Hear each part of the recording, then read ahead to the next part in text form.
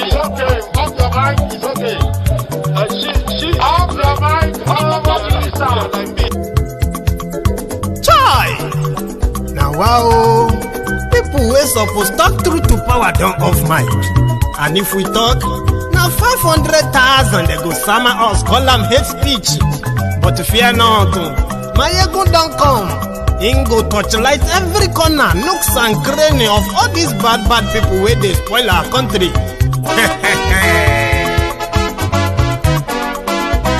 So my people make we laugh, oh yo yo.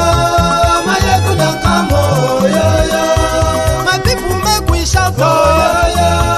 Maiyegun don't come, oh yo yo. Maiyegun don't come, man of the masses, oh yo yo. Maiyegun don't come, oh yo yo. Maiyegun diary politico, oh yo yo. Maiyegun don't come, oh yo yo. This one not the off in mind, oh yo yo. Maiyegun don't come, oh yo yo. Can in the touchlight every corner, oh yo yo. Maiyegun don't come, oh yo yo. Okay, some people be they holla say they want the power. Chai, them be promise us say we go get light and power. Nah. Them hustle sote they can't get the power. But now they know they do anything with the power. Sure. Every day, dollar just they get the higher power over naira. See them talk say make we off mind, but thank God say Maiyegun don't come. So my people make you loud, oh yo yo. Maiyegun don't come, oh yo yo. My people make we shout, oh yo yo. Maiyegun don't come, oh yo yo.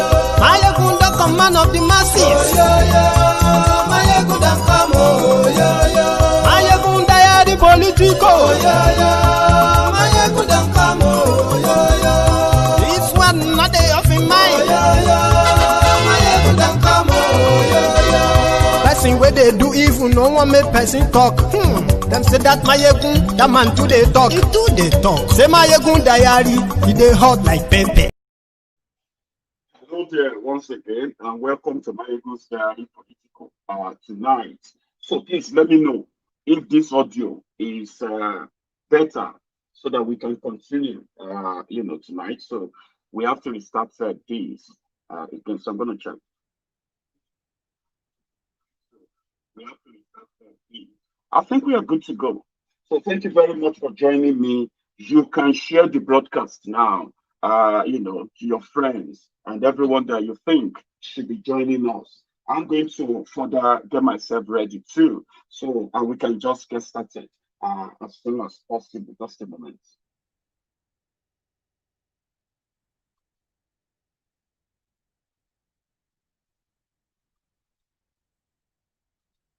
Right. Thank you very much for joining me, and I'm really sorry about the glitch we experienced earlier. So let me know if you are pretty much cool with the audio now. Yeah, I think it's pretty much better. Victor, thank you that you have noticed that. So happy Boxing Day. Merry Christmas was yesterday. Today is Boxing Day. Yeah, and then the first person that seems to have thrown the first punch on the Boxing Day today was Reverend Father Kukah. I'm going to tell you what the man said that got Lai Muhammed angry.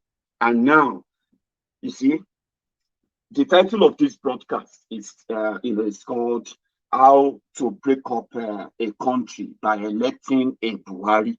Okay, so the reason for that is this: you will know that if a government comes to power, I'm pretty much interested in nation building. It will be ready to, cohort everyone from every part of the country into the project of building their country, making it everyone's project.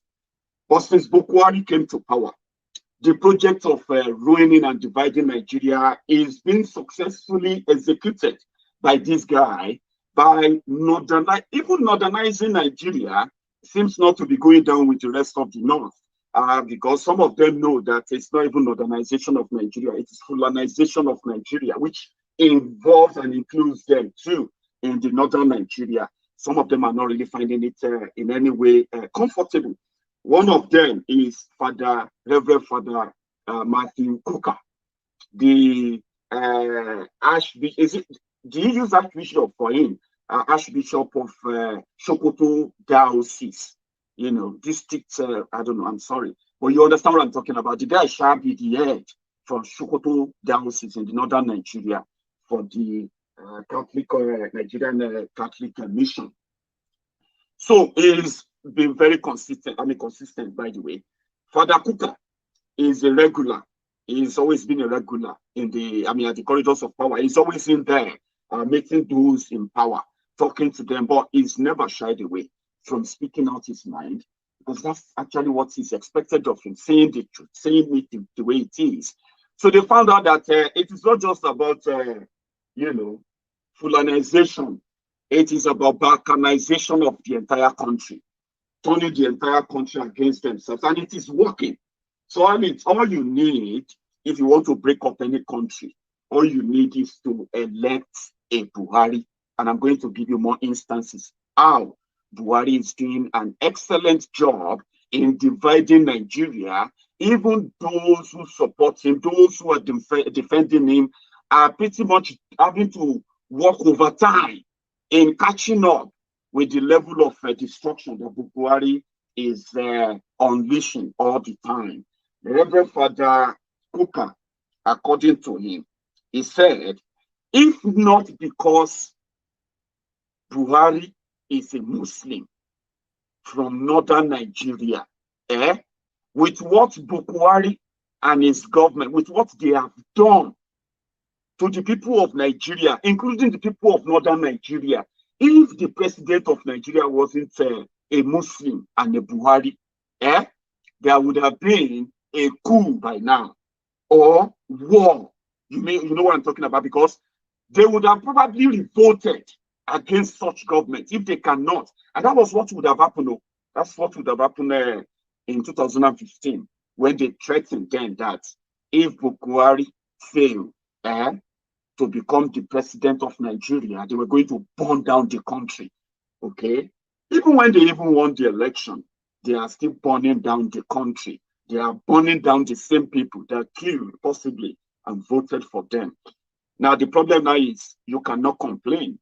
Whether you are from the northern Nigeria, from the southern Nigeria, whether you are APC member or not APC member, whether you are a Muslim or a Christian, the code now is that you must not complain. If you complain, you will be blamed for the reaction of the government, because according to the government, those who complain are more problematic, they are more dangerous than those who are waging war against the people of Nigeria that the government failed to protect. Do you understand that now? But the man came out, fire blazing, and he was right that if another person was the president of Nigeria, with what Buhari and his government, his ministers, the brazen looting of the commonwealth of the people, the corrupt way of handling the insecurity problem in the country, where they have turned the whole thing to business, by the way. So the man spoke about that, and Lai Muhammed responded. Lai Muhammed responded and said the man, is using his position to create war. Please, whose position? Who is currently encouraging the killings under Buhari? Do you know that before 2018, or let me use this, by the end of 2018, the total numbers of people killed by Boko Haram alone, was put at 37,000 people killed by Boko Haram alone, not counting other people killed by the named bandits and those other funny names they give to themselves, right? 37,000 people killed in the last, at the end of 2018. So if you talk about that, you ask them, on whose position, who encouraged that? And who is currently encouraging the ongoing massacring and genocide of people in Nigeria because of their religion too? Because let us not be mistaken, the areas where these terrorists are running amok in northern Nigeria, they are mostly areas dominated by Christians, people considered as infidels. And having a Buhari as a president, who now gives cover and protection, rehabilitation to the terrorists, then you can tell that it's just a matter of time. And the man is right. I'm going to read what he said. He said, this government owes, according to Father Reverend Father Mbaka, this government owes the nation an explanation as to where it is headed, as we seem to journey into darkness. The spilling of blood must be related to a more sinister plot that is beyond our comprehension. Are we going to maintain, are we going to remain hogtied by these evil men, or are they gradually becoming part of a larger plot to seal the fate of our country? President Buhari deliberately sacrificed the dreams of those who voted for him to what seemed like a program to stratify and institutionalize northern hegemony. He has pursued this self-defeating and alienating policy at the expense of greater national cohesion.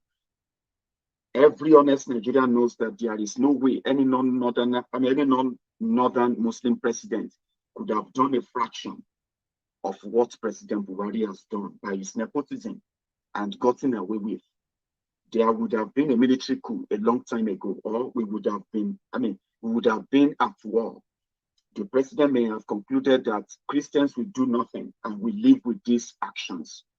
He may be right, and we Christians cannot feel sorry that we have no pool of violence to draw from or threaten our country. However, God does not sleep. We can see from the inexplainable dilemma of his north, modernization, Fulanization, Islamization, whatever you want to call it, it all comes to one thing: subjugation of the people's will, where they will tell you how to behave, what to do, and it is right. By now, there could have probably been a threat of coup, or possibly a coup already, if they failed at the 2015 election then, and possibly Buhari didn't become the president, and the terrorists are unable to get freedom, they are unable to get, pardon, they are unable to get rehabilitation. Okay, so maybe by now they would have staged the worst of the worst coup, which possibly could have led to war in Nigeria now. But they are all keeping silence now. They are keeping silence. They are all, you know what I'm talking about? They are deviating. They are blaming those who don't take any decision. Buhari was meant to be the commander-in-chief of the armed forces. You know that? Commander-in-chief of the armed forces. So Buhari has become the terror-in-chief, or the terrorist-in-chief, or the jihadist-in-chief of the Fulani Republic of Nigeria. His own vice, Pastor Ruga, fake Pastor Ruga, Ikene Shatabandu, Oshibade, that one has become the deputy, which is now the monarch-in-chief of the Fulani Republic of Nigeria. And this is true.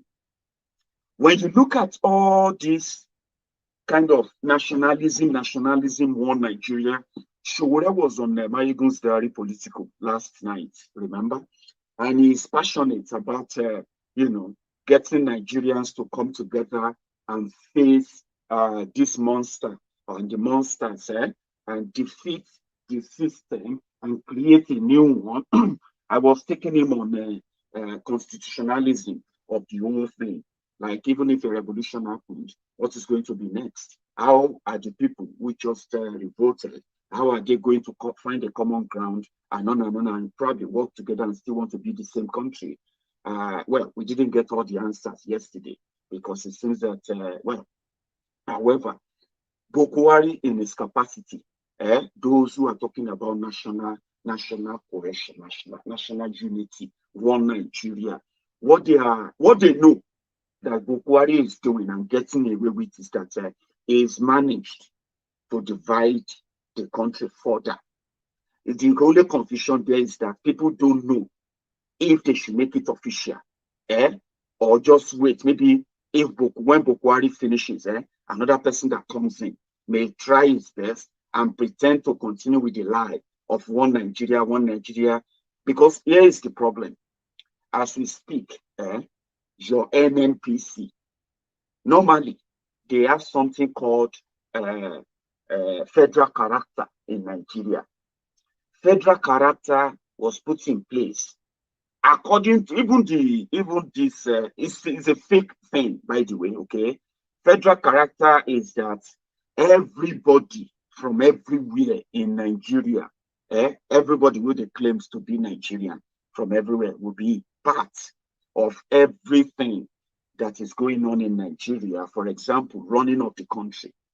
So you don't need to belong to any political party, or the political party you belong to doesn't really matter. You don't need to come from a part of your country before you can get access to this. And all these things get percentage. They said do them equally. Make sure that everywhere is equally represented, including when it comes to federal jobs. But you see, when it comes to federal jobs, the Buhari and his gang, I'm not talking about their bootlickers, the house lickers from the south now, okay? Buhari and his gang, they stuck to one thing, which was the quota system. And that's where it all started from, quota system. So quota system says that me from the south, it doesn't matter if I am Olodu, if I am also very, very poor in my education, like I'm so poor in learning, it doesn't matter. As long as I'm from the southern Nigeria, there's a stage, there's a target I have to meet educationally before I can get an advance in education, okay? Get all of that, whether from common entrance to secondary school, high school, or from that to either the university and all of that, give you this cutoff mark target as a southerner. It is there, it is like a normal thing. Even though everybody pretend that, everyone is smart in government, right? Now, this target varies, okay? But the only thing that doesn't really change, except if it gets higher, is the cutoff mark they give you as a southerner. As a northerner, right, you can get admission into unity schools, government high schools, right, by just scoring just 2 in your common entrance over 100, okay? So you can score just 5. If you score about 30 in your common, or you manage to even score about 40 or 50 from the northern Nigeria, you are going to get a scholarship. But as a southerner in Nigeria, the way they are building the country, as a southerner, so your child needs to meet at least a cutoff that is above 50 minimum.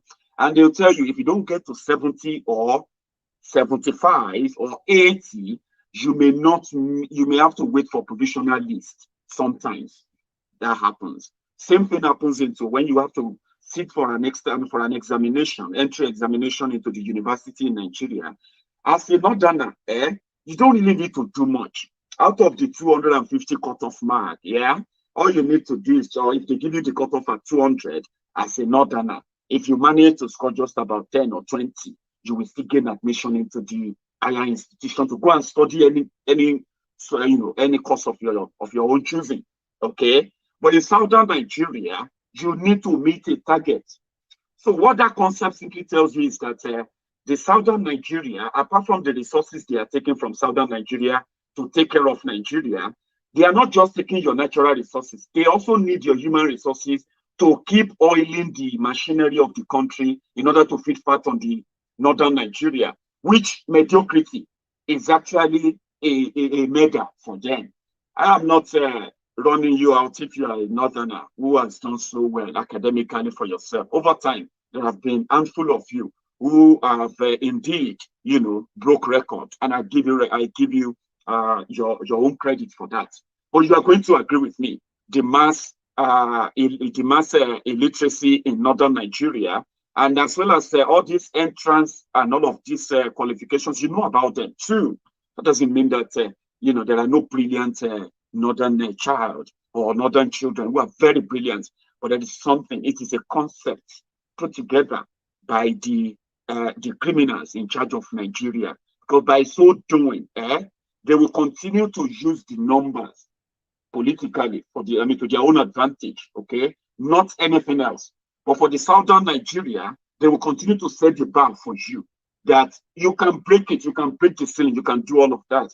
But by the time you appear above board, you will realize a Muhammad that scored just 15 in JAMB, and he's your boss in that ministry you want to go to. So this nepotism, which Father Kukah mentioned, means that even Northern Nigeria, even from Northern Nigeria, the system ensures that the best among them are not pushed forward to bring about the best ideas that will transform society. So as many of you are going to school to get all these 2.1, 1.2, 1.1, and all of these grades, you want to be great and you want to be the best.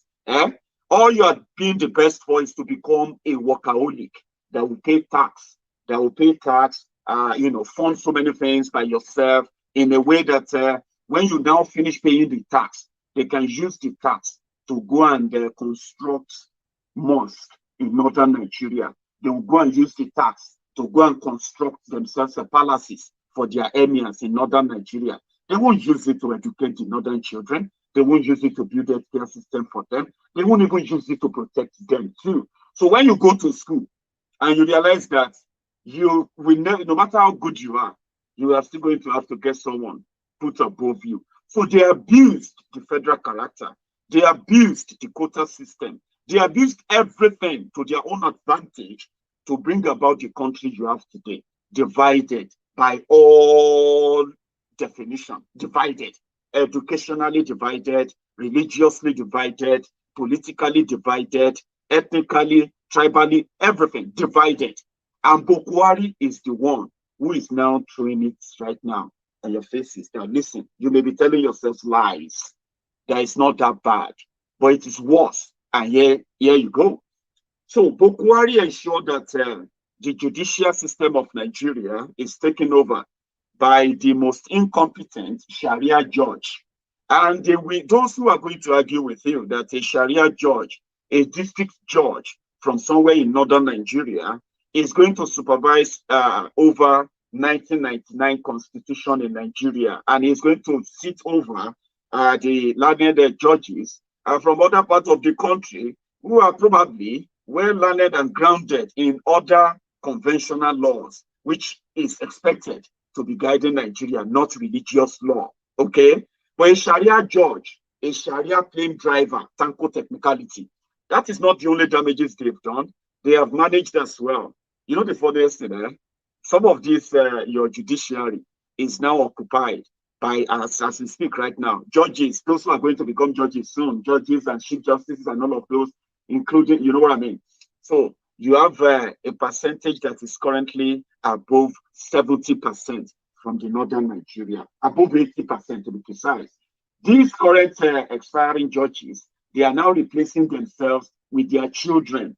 If you go to the district courts in Nigeria now, especially Abuja and other northern Nigeria, other northern states in the northern part of the country, they are sending their children 27 years, 22 years, 25 years. They are making them justices for customary court, district court, this court, so that in another 5 or 10 years, you will just realize that they will promote them to appeal court, promote them to the federal high court, and before you know it, your next chief justices for the next 50 years will be coming from this mediocrity of nepotism, which is Buhari's legacy. Look at the Nigerian military. What they have done now is that they have ensured that the survivor, the succession plan put in place will always pretty much go in the favor of the Northern Nigeria. There's nothing you can do about it. We will complain until when something like Showore said, disrupt the entire thing. So in order for them to make sure that the next person, look at another example, in order for them to make sure that the next person that will succeed, the next, this current police inspector general of police, his term is going to retire. His retirement comes by February next year, in 2 months' time. So in order to make sure that the next person that will succeed in as the next police IG for maybe another 5 or 10 years is going to be a northerner, they have ensured that the person that is next to him, that's most qualified, that has probably another 8-10 years left before his own retirement, he is a Southerner, and they have promoted him to the rank of AIG, so that they can, DIG, so that they can retire him whenever this Adamu retires in February. So that then leaves you with about 6 other qualifiers. Qualified AIGs, that would then be DIGs, and one of them will be IG. So 4 of them are from the north. They are already favored. One of them is called Masido. In case they announce it in January, that your new police IG in Nigeria is called Masido. That Masido is coming from this scheme of northernization or Fulanization, whatever it is. So in February, another northerner will succeed the current police IG. The reason why he's keeping the current military chief is no other reason than to protect and ensure that even though there will be disgruntled people who are not happy, people who know the truth, who knows the end result of this whole thing, that will likely speak up or try to stop them, this military pledged to protect the regime. So if they have to kill Nigerians to do that, they will do it again and again, and they will bear the consequences. Or let me say, dare the consequences. They have been daring all consequences anyway. Do you get that now? So they will do it again and again. On that pledge is that there will be no coup to overthrow Buhari, and everyone that matter, everyone that they believe is a threat, is under surveillance, whether from northern Nigeria, from southern Nigeria, wherever you are, is being monitored. And just like they said, they just invested about 500 million naira in importing a spy machine where they can be able to spy on your mobile phones, spy on what you are doing through your emails, what you are, what you're doing generally, your bank, and everywhere you go. So they have imported that into Nigeria for one reason and one reason only: to protect the regime. So you know that. That means even if you are a Southerner who believe that you have been giving your best to protect the people, and one day, maybe when you become a police IG, you have an idea on how to secure the lives of the people, on how to make police responsible, and possibly give the best welfare to the police force, right? All those ideas will die with you, because there's another idea, and the idea is to continue the onslaught, the brutalization, the terrorization, the terrorism of the people of Nigeria by their own government. And those who can do that can only come from those who come from the school of thought of Buhari. And therefore, a Southerner can't do the job possibly well. That is what Father Kukah, Matthew Kukah, was talking about. That maybe there's also something, the silence of so many people, right? Maybe it's also, it has to do with some other grand, bigger plots. Baba, you are not mistaken. Very soon, all of you will know about the bigger plots. Buhari is the one that will help you finalize the Balkanization of Nigeria officially. The IPOB members now, the Biafrans, they have picked up arms to protect themselves because they can see the bigger plan, the bigger plot. Baba Kukah, very soon you will see the bigger plan, you will see the bigger plot too. Yes, there is a silence, general, indicting silence on the people who are supposed to speak up genuinely, but are not speaking up because there is something bigger which is about to hit Nigeria terribly bad. Do you get that now? So look at the NNPC. Do you know that as we speak, NNPC of Nigeria is just another, another cookie jar for the children, family members, concubines, relatives, and the rest of these ruling criminals. But there is a difference too.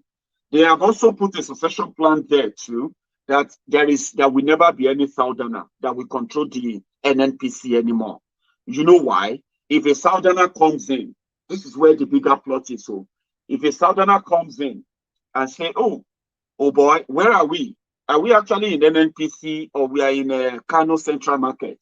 Because 90% of those who are now in charge of the NNPC in Nigeria, They are now northerners, starting from the Minister of Petroleum. Do you know who is Minister of Petroleum in Nigeria? Do you?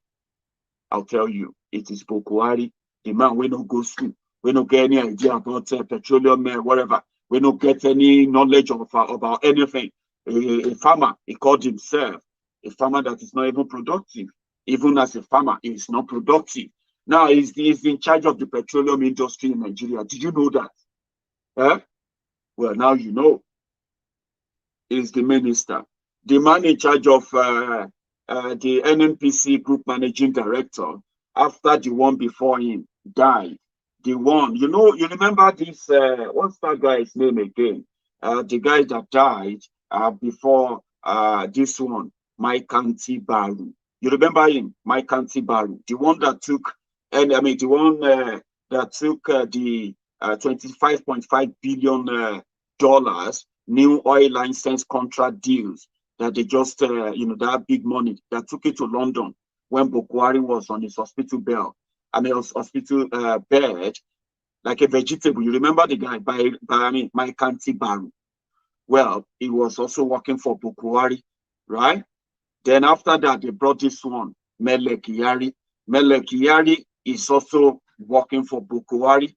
And if you go to the NNPC today, all they do is just monitor who is buying the oil.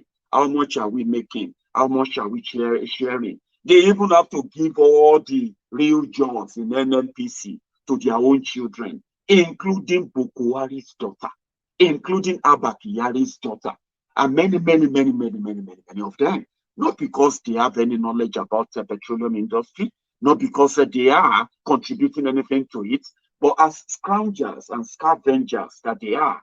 This is our own cookie jar, our own national cake. And it is what it is. Now, if you want to promote efficiency, and tomorrow someone says, since NNPC never declared profit since its creation, do you know that it is only NNPC, Nigeria National Petroleum Company, wherever it is, corporation. NNPC is the only national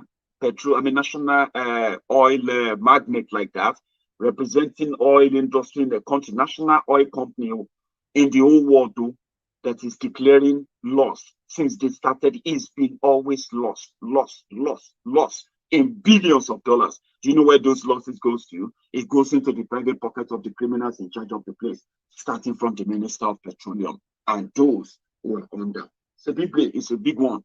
So you cannot come and elect another Southern president and expect him to come in and get rid of the place of all these scroungers, of all these scavengers, of all these, louds who are just around to make your country as much as they can.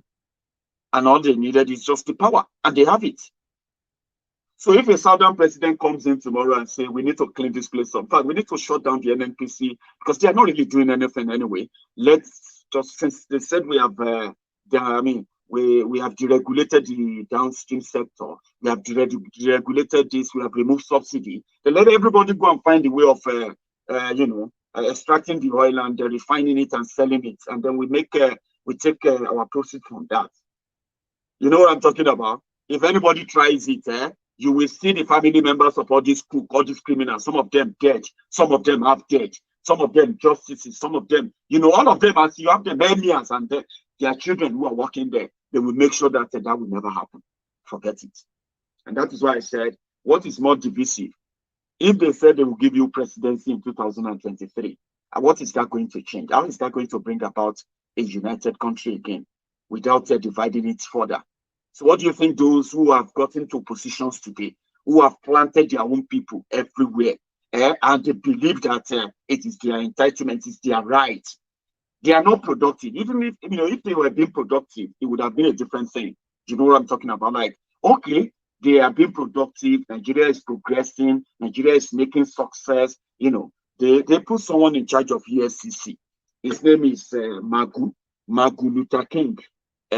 Magu was pursuing thieves, according to them. But there is no one bookie thief that Magu genuinely pursued and prosecuted. But look at it, even from what we have heard, apart from the fact that Martin Luther King was disgraced out of the same EFCC, cesspool of corruption, that, thieves, arresting thieves, you know what I'm talking about, esprit de corps, just playing everybody around. Now, after being disgraced out, then we are now hearing that those who are working with him were actually blackmailers who go after people because they know so many corrupt criminals are everywhere.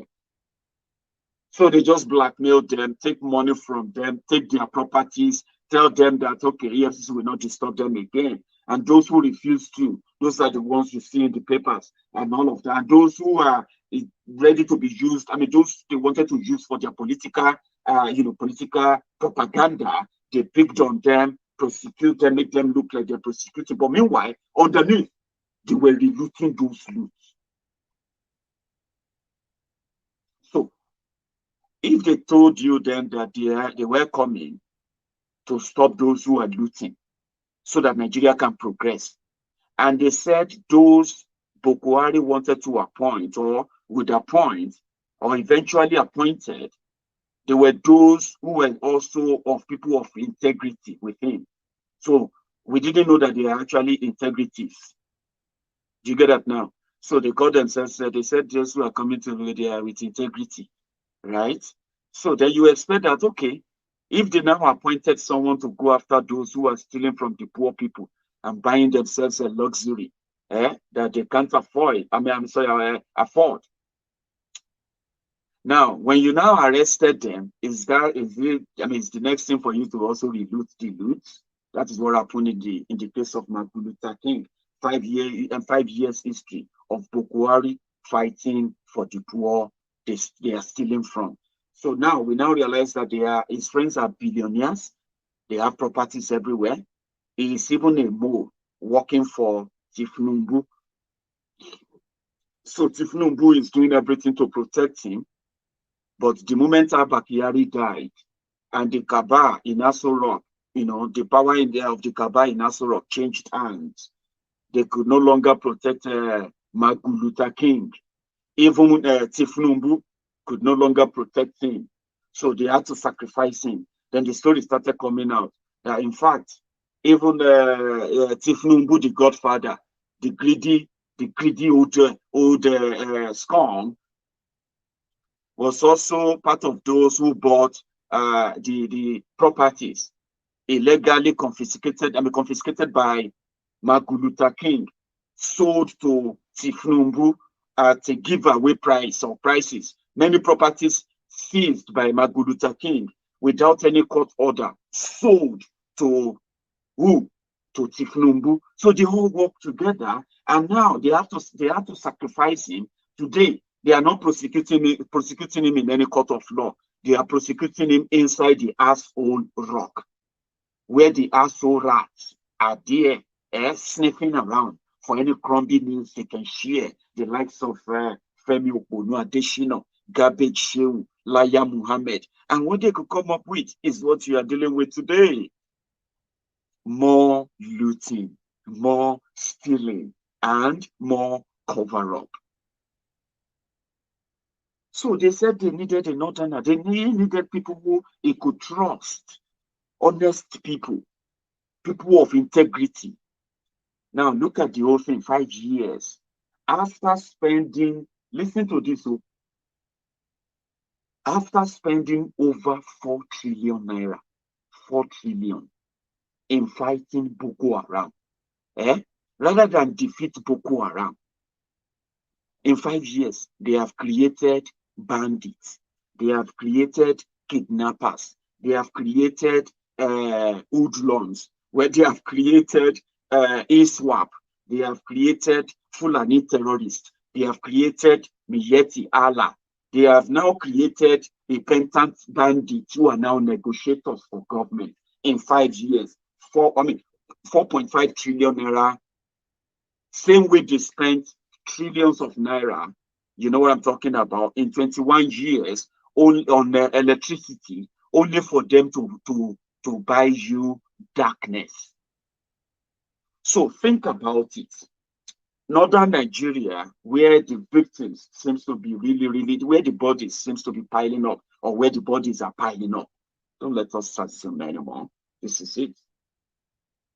So those who are saddled with the responsibility of protecting the Nigerians, protect me, protect you, protect all of us, whether we like Buhari, whether we don't like Buhari, whether we be APC, whether we not be APC, whether you are a Christian or a Muslim, whether you don't get any religion, man, woman, you are a Southerner, Northerner, you know, wherever you come from, they told you that the 1999 Constitution gave the job to Buhari to protect you. It doesn't mean that Buhari needed to go and carry gun or strap himself with bulletproof and all of that and go and face terrorists. He is given the power. He is given the whole resources. To what?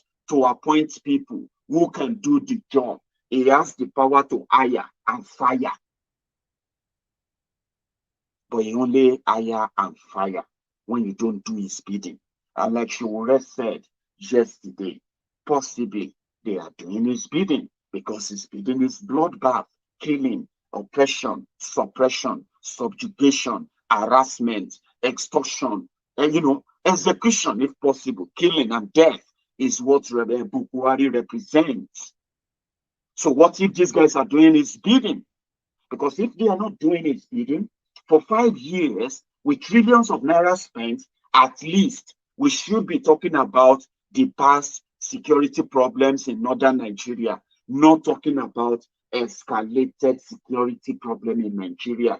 That is what they used the 4.5 trillion naira to buy. I don't know if that makes any sense to you. It makes so much perfect sense to me. Daniel, my Oga, Daniel Ademola, your super sticker, your super chat are well received. And thank you. I'm going to read your super sticker. The one you, sorry, your super chat. Let me read that out. Good job, Maiyegun. I'm glad I got you live today. Keep on the good job. Thanks so much, Baba. Daniel, I'm glad that you also managed, you made it. So it's a pleasure having you on too. So thank you very much. So again, let's think about it.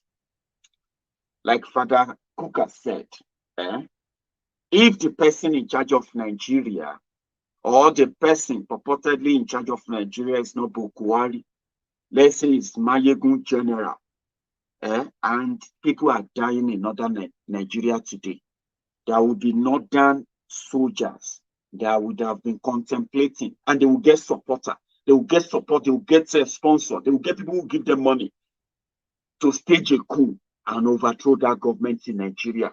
And they will tell you that there is nothing anybody can do. Look at the history of coup in Nigeria. If you check out the history of coup in Nigeria, only these northerners have been planning coup in Nigeria. And every coup planned and successful, either successful or not successful in Nigeria, is planned from the northern Nigeria, except for one, which was not successful anyway, Oka coup against Babangida. Some of you remember that, Abi? That is the only coup planned wholly by Southerners, but it didn't succeed. Remember that. But look at the rest of them. So if the person in charge of Nigeria right now, just same thing I'm telling you right now, would be what all their clerics, all their imam, because think about this. If you look at the way the government of Nigeria operates, they will make you think that at least they have the capacity to stop mass protests in any part of the country, no matter how huge or how aggressive or how violent it becomes within days. Even if they have to kill and shoot and kill people, they will do it, okay? But in northern Nigeria, where people are being killed repeatedly, Boko Haram are moving in and out. They are becoming emboldened day and night. And you continue to wonder, who are those sponsoring them? How are they getting their weapons? And how come that rather than them to reduce, they have become more multifaceted now? and the government seems to be powerless. Is the government really powerless, or the government is culpable too? Think about that. It is not hard to tell. It is because the government is also culpable. The government is involved. That is the only solution. I mean, that is the only explanation that really makes any sense. So you spent 4.something trillion naira, including other weapons donated by different countries, for 10 years, rather than reduce tension, reduce the killings, bring peace and prosperity to the people of the North. You have brought, you brought only destruction, death, and upon that, you are adding religious or religion, what do you call it? Fanaticism too. So this whole thing makes it more kind of, there is something to the bigger plot, like Father Kukah said. So that's why I'm going to continue to agree with him. That's another example there for you. Okay. I also picked up a news earlier. It's been out there for some time now. Okay, it's been out there from the beginning of this month or late last month, right? So what I don't know why that is not gaining attention. Remember, we keep saying that PDP is APC, APC is PDP. All right. So when APC and when PDP was brutalizing Nigerians for their own 16 years of lies, deceit, manipulation, waiting game, making you to wait and hope that maybe it's going to get better, it's going to be different, right? APC, which is also PDP, came to legalize everything that is wrong with PDP then. You see, PDP's incompetence escalated this level of insecurity in Nigeria. Don't ever forget that, okay? And those who capitalized on that and built their own political empire on that, like APC, with the violence and all of that that Boko Haram terrorism, brought. They capitalized on that because of the incompetence and the collaboration of the PDP. So what the APC of Boko Haram, what they are now doing is that they are now legalizing every bad thing that was wrong with PDP then. I'll give you an example. You know, stealing was meant to be a corrupt act, an illegal act. But in the PDP time, you could tell where you will see PDP governors being impeached because of corruption. You will see PDP ministers being sacked and arrested because of corruption. You saw a police IG being arrested because of corruption under PDP. Even though as corrupt as they were still pretending about it. They were still very much like pretending a bit about it. But under APC, they have come now to legalize all of that. And all of these things are not doing any other thing than to further alienate the people. For you to know that even though corruption is legalized in Nigeria now, there are those who can actually perpetrate acts of corruption and get away with it. That also depends on where you come from. Let me give you an example. Apart from the fact that they have come to legalize corruption, they have come to legalize terrorism, they have come to legalize nepotism, they have come to legalize this favoritism and the rest of that, and they have come to legalize incompetence. So now, rather than fight incompetence, they are more interested in eulogizing it and managing it because they have legalized it. Boko Haram can rule you from anywhere, from any part of the world. It can even be ruling you from the grave because they have legalized impunity. They have legalized, this whole thing that you probably would never have agreed to or accepted 5 years ago. Okay. So, sorry, let me pick on that. Yeah. So someone now came out and he said, it is time for people to begin the. Okay, I wanted to give you an example earlier. Sorry, I nearly missed that because I'll just go on to the impeachment part now. So Someone now came out. Oh, how did I miss that again? Yeah. Someone now, let me give you an example, rather. I'm reading comments, picking things up at the same time. Example of how they've come to legalize corruption. In Buhari's government, when the National Assembly said they found the secretary to the government of the Federation corrupt, the EFCC chairman corrupt, and they wrote Buhari, they said, Buhari, sack this Babashir Lawal. He is a thief. He's going to stain your image or your integrity. Sack this Magu. This one is actually an armed robber. This one I like Ugbo armed robber. Sack him. This is what he's been doing. This is what we found out. On those two occasions, Buhari wrote back to the National Assembly and he said he had investigated Babashir Lawal. And Babashir Lawal is as clean as Buhari's hair drum, the one that blocked the other time. We didn't have to fly him out of Nigeria.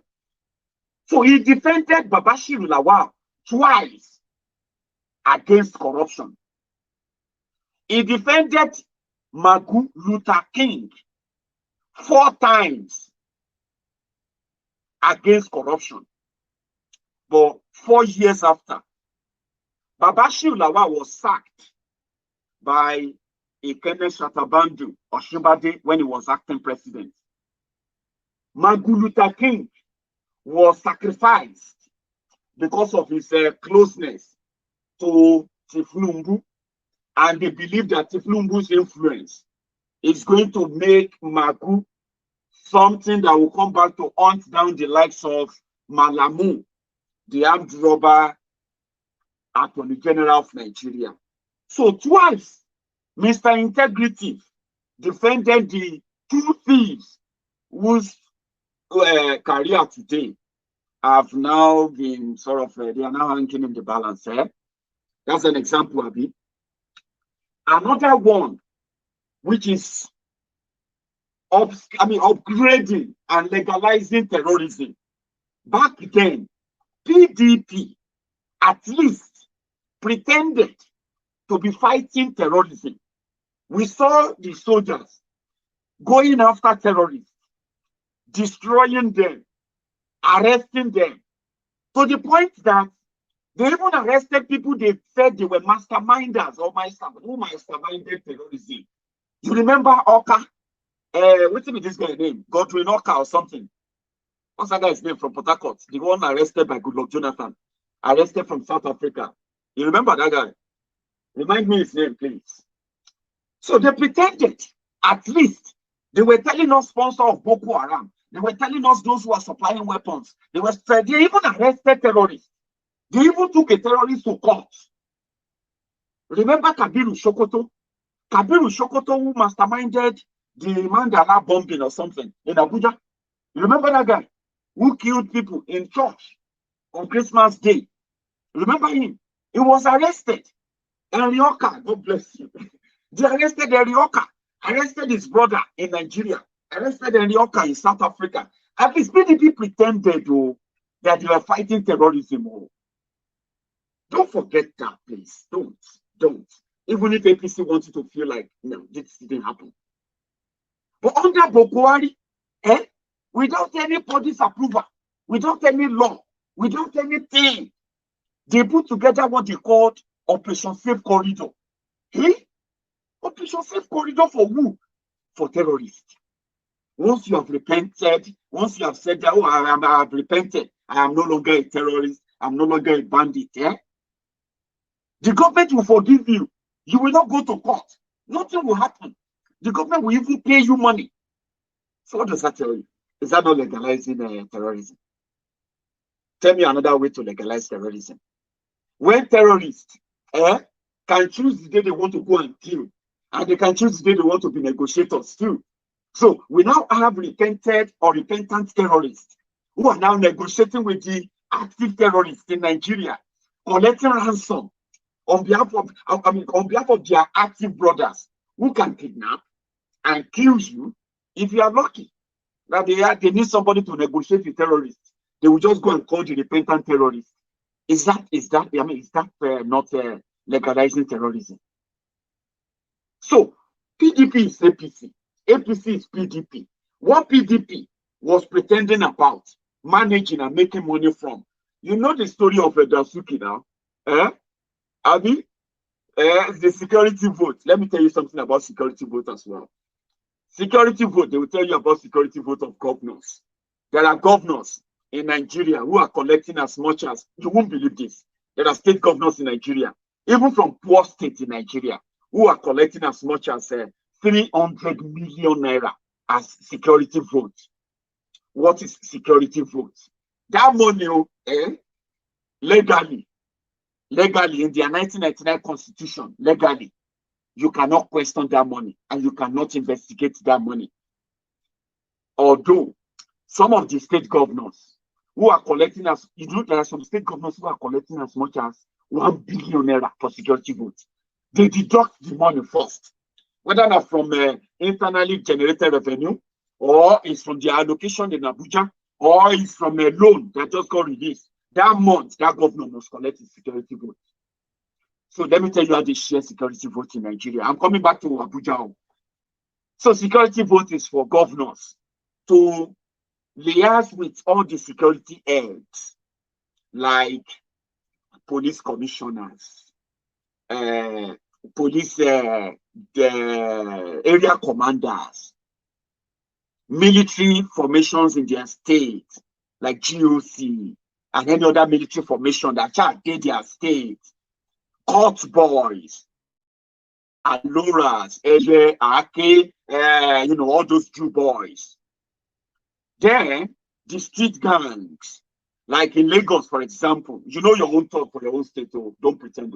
Now every state get their own thug. But when you go to Benin and you go to Lagos and you go to Oyo State, you go see some champions who have made it to national level. If you go to Niger, if you go to Sokoto, if you go to Kano, they get their own area commanders too.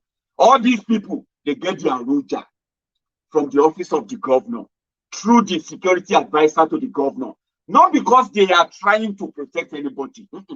It is just some kind of money that makes everybody look forward to protecting one person, whoever is sharing the money. It doesn't matter as long as you are the governor. Okay? So they call this money security money, peace money. A governor can decide if courts are disturbing his state, he can decide to make a deal with them and start giving them some money. Or he can pay the commissioner of police and pay the area commanders and tell them to go after the court boys, even though they are likely going to be his boys too. They are used during election. They now have guns and they are now terrorizing his state. So he can use his own security money, security votes, and pay few people and use the remaining money for his own flanger. You know how he did now? When they give commissioner of police 10 million, they give area commander 10 million. They give other people, they collect their own distance, 5 million, 2 million, 1 million, 2 million, 10 million. Others, KBACs, 2 million, 1 million, 5 million. They shall share like 100 million. Governor take 200 every month. That is not his salary, but that is from the states. You see all the states where insecurity is so much. There is no state with any improved security in Nigeria. Do you get that now? So for that, the security vote is justified by all of them. Some states where supposed to just be peaceful. Some governors, some security advisors need to cause trouble. I mean, some trouble. We can just cause some little problem here and there so that police can come out. That can justify the security vote. But in Abuja, the president of the country, you will never know how much he's collecting as a security vote. When Goodluck Jonathan was there, we don't know how much he's collecting. But we had a rumor then that the security vote of the Jonathan's government then was about $1 billion every month. 1 billion.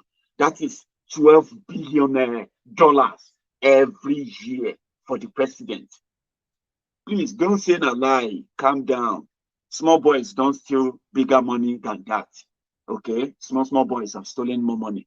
So like I said, the governors, the way they spend their own security vote, it's not so different from the way the president of the country spends his own security vote. It will not touch it. It doesn't need to touch it. Okay? It just needs to appoint somebody to oversee the fund and then give directive on how to spend the fund. So for Abuja, during Goodluck Jonathan time, now Dasuki, they in charge. Dasuki, as the National Security Advisor, is the one in charge of that money.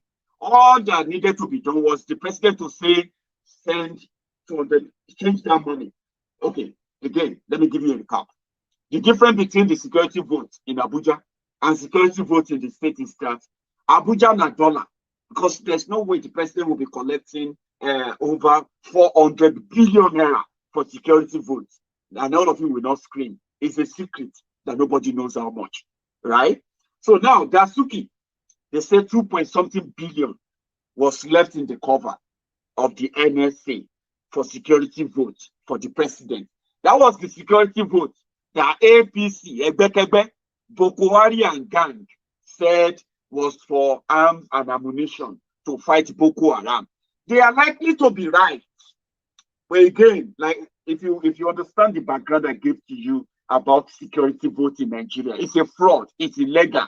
But they have a book called 1999 Constitution that made it legal for them. So if they steal the money, it is legal. But that act is morally bankrupt for anybody to be doing that. But it is what it is. So that money, the office of Dasuki, that time. This time around, the money was supposed to be in the office of this guy. What is this guy's name? Moguno. You know, Moguno is national security advisor to Buhari now. But during Goodluck Jonathan's time, Dasuki was national security advisor. So that security money was in charge. Dasuki was appointed to be in charge of it. So when the election was coming, we don't know what Dasuki they do with the money for the past 4 years, or 4 years when Jonathan was there.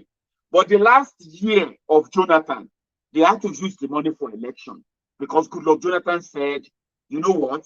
Change the money. Give Femi Fani-Kayode this money. Give Bafarawa for prayer for me to win the second term. Give him 500 million. Give Olufalaye, Baba from Ondo, give him 100 million so that he can talk to the SDP. They can vote for Jonathan. And also give these people million. In fact, you see Buhari, the one that just got attacked in Kaduna by Boko Haram, where the Boko Haram wanted to kill him. Give Buhari 2 SUV, and also give him $300,000. From that money, that's how they share. I'm just giving you the way they share security money, security votes, okay? So Jonathan decided to use the last part of his own security vote for election, rather than for security. So the way they buy security is what I just told you now. The security advisor will just say, Mr. President, they will release the memo. The Mr. President will say, approve, approve, approve. Olisa Metu, God bless you. Give Olisa Metu 500 million naira. He is going to be campaigning for me as a PDP spokesperson. But unfortunately, after Jonathan conceded to Buhari and Buhari became the president, Jonathan is walking about, flying in a Nigerian private jet, you know, out of the 11 private jets in Nigeria, under Buhari, one of them, they dedicated it to Goodluck Jonathan. Everywhere it's going, on the mission, this and that. About just the flex, on vacation, since he said Buhari will do the job. So Buhari just sent him on vacation. The man is just flying about. Now, Buhari now ran after Dasuki and said, Dasuki stole 2 billion. The money that that was meant to use, they were supposed to use to fight Boko Haram. While Dasuki was in jail, Jonathan and his wife, the person who gave the order, is enjoying himself.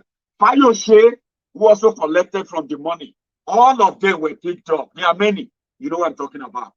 But they didn't pick up Buhari. Even Buhari didn't return his own SUV. They gave him 2 jeeps. They gave him 2 jeeps, bulletproof jeep, worth 800 million naira. They said that for 400 million naira, they buy the jeep for Buhari. You remember that time when, before the election, when Boko Haram, they said Boko Haram attacked Buhari. Remember that time? So after that attack, Dasuki, from the office of the National Security Advisor to Jonathan, they took 2 new bulletproof Cha-Cha Jeep. They gave to Buhari. They also gave him $300,000 US for him to to reshuffle the security around him if he needed to hire private guard before the election, so that and the rest of that. So, Buhari don't return the jeep, he don't return money. Buhari said, well, he received jeep as a former head of state, as a former this, as a presidential candidate. The government should provide him security. He is right. In an election, they have to provide him security. But he said, well, I didn't collect any money. Oga, come, go and face Magu. You collected the jeep, don't you collect jeep? Oh, yeah. But now the commander, the monarch-in-chief, so they let him go. So why am I telling you this? So over time, they have managed to entrench, to replace the system with a very, very funny system that all of you, as long as you continue to pretend that you have a country called Nigeria, the reality will set in and you realize that Nigeria is broken beyond repair. Where are you going to start from? Tell me, where are you going to start from? Repairing Nigeria, bringing everybody together, making everybody feel like they belong. Are you going to start sacking people that they have, they have recruited into the NNPC, recruited into CBN, recruited into the army, recruited into everywhere that were supposed to be by qualification? I mean, they should have been by merit, not by the nepotism that Buhari they have managed to sustain over time. So how long? So this guy came, Chinda, is an honorable member from Rivers State, and he said, let us impeach Buhari and save the people.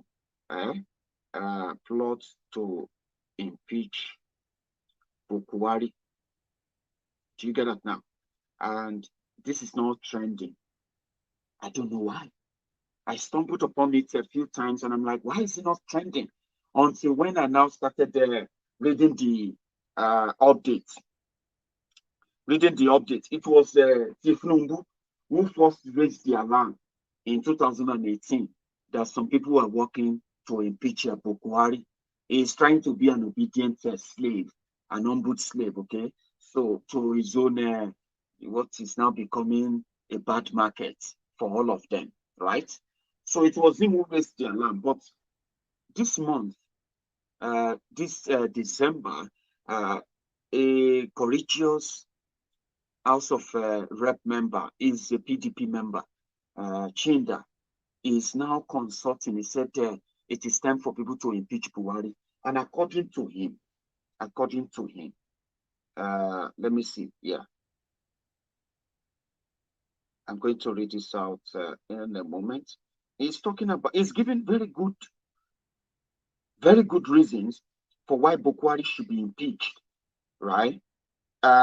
Even though they are already countering it, rather than them to ask Buhari to come to the National Assembly and possibly stand before the members and can be grilled about what he's doing or his government doing about insecurity in Nigeria, which he will never honor, okay?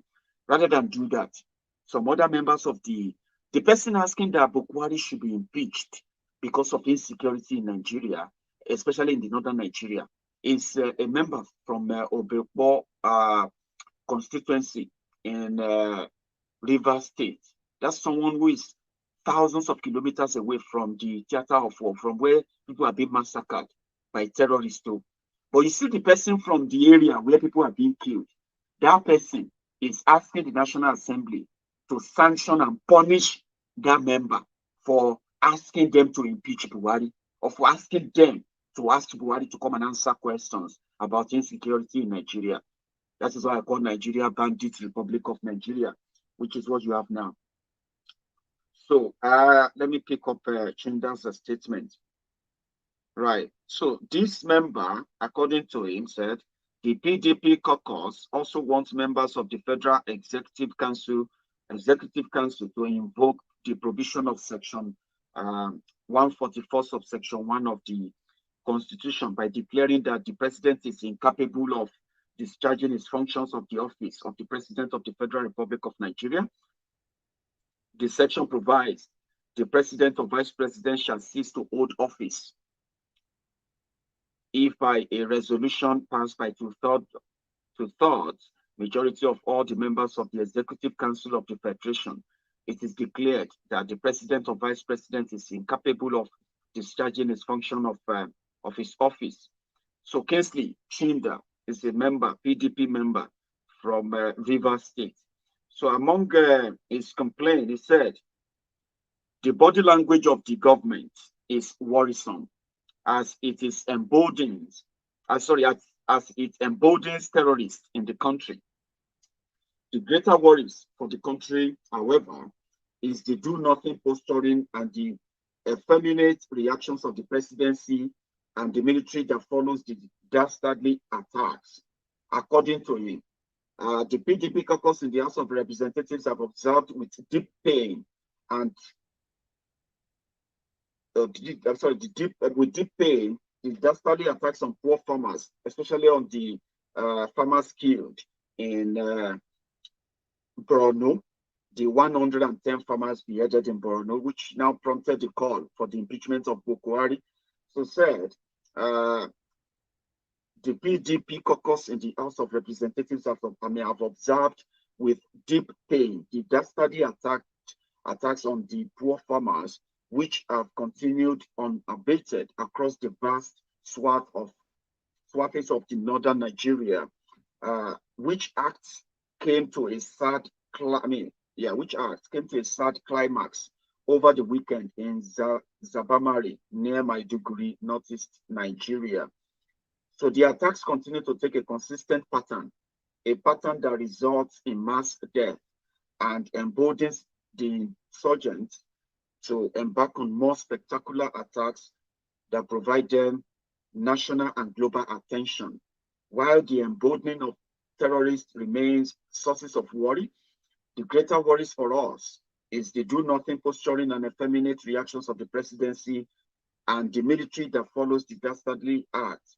The reactions of the presidency and the military highlight a certain crassness and lame-duck attitude that has, for the past 5 years, come to define the Buhari's presidency.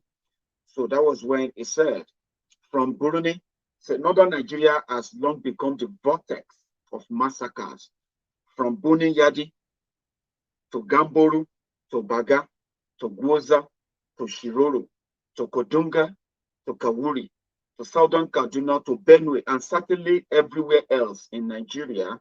Lives are being snatched by insurgents, bandits, and kidnappers who have no respect for sanctity of life. While President Buhari idles in typical fashion of Emperor Nero as our country burns, questions must be asked about his capacity to lead at a time that our country desires robust and responsible leadership that can pull it from the brink and rescue it from the debilitions of insurgents, terrorists, bandits, and kidnappers.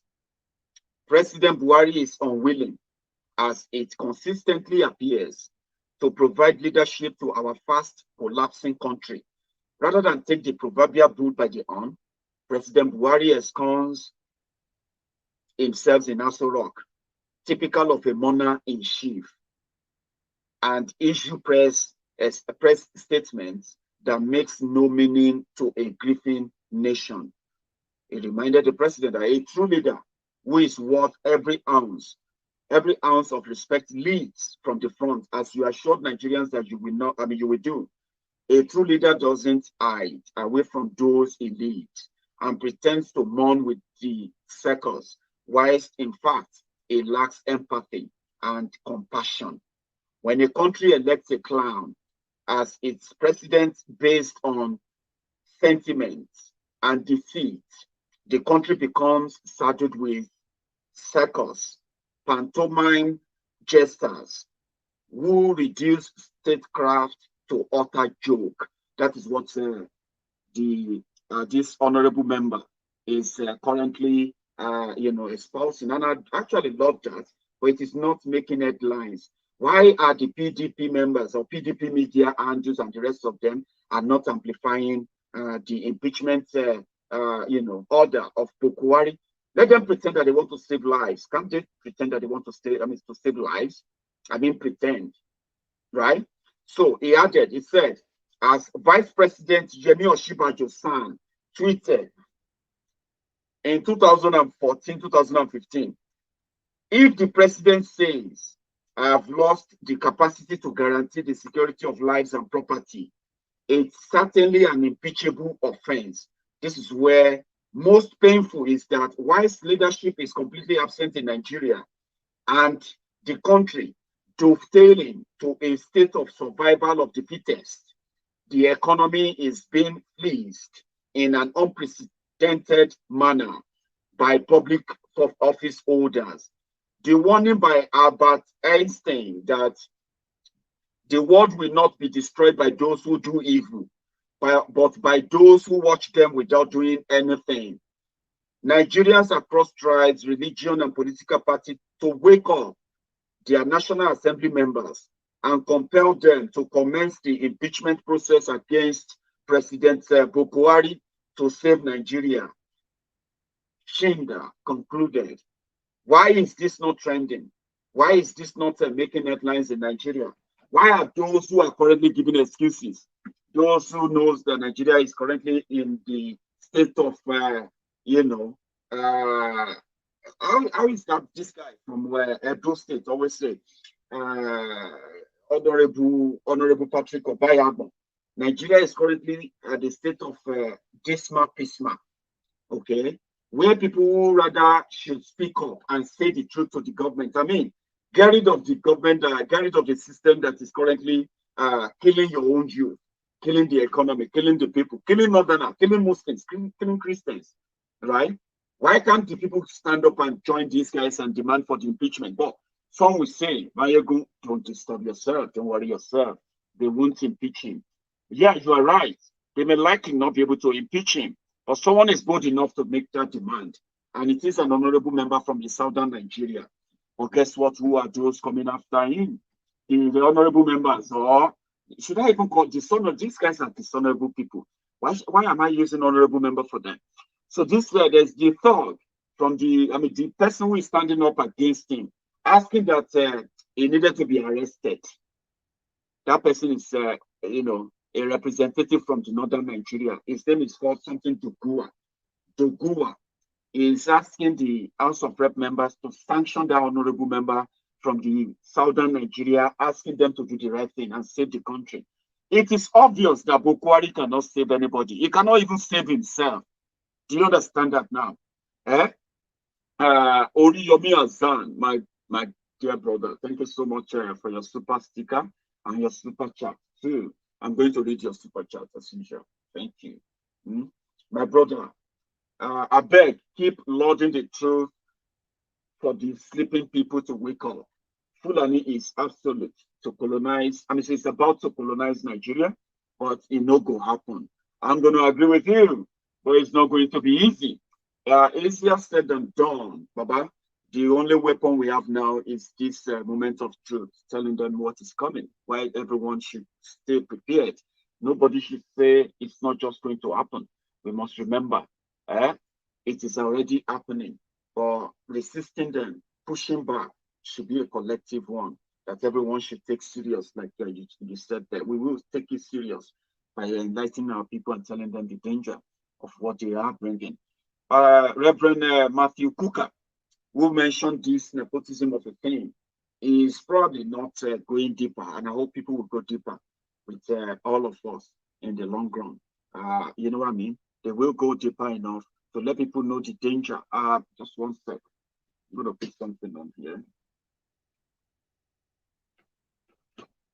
Great.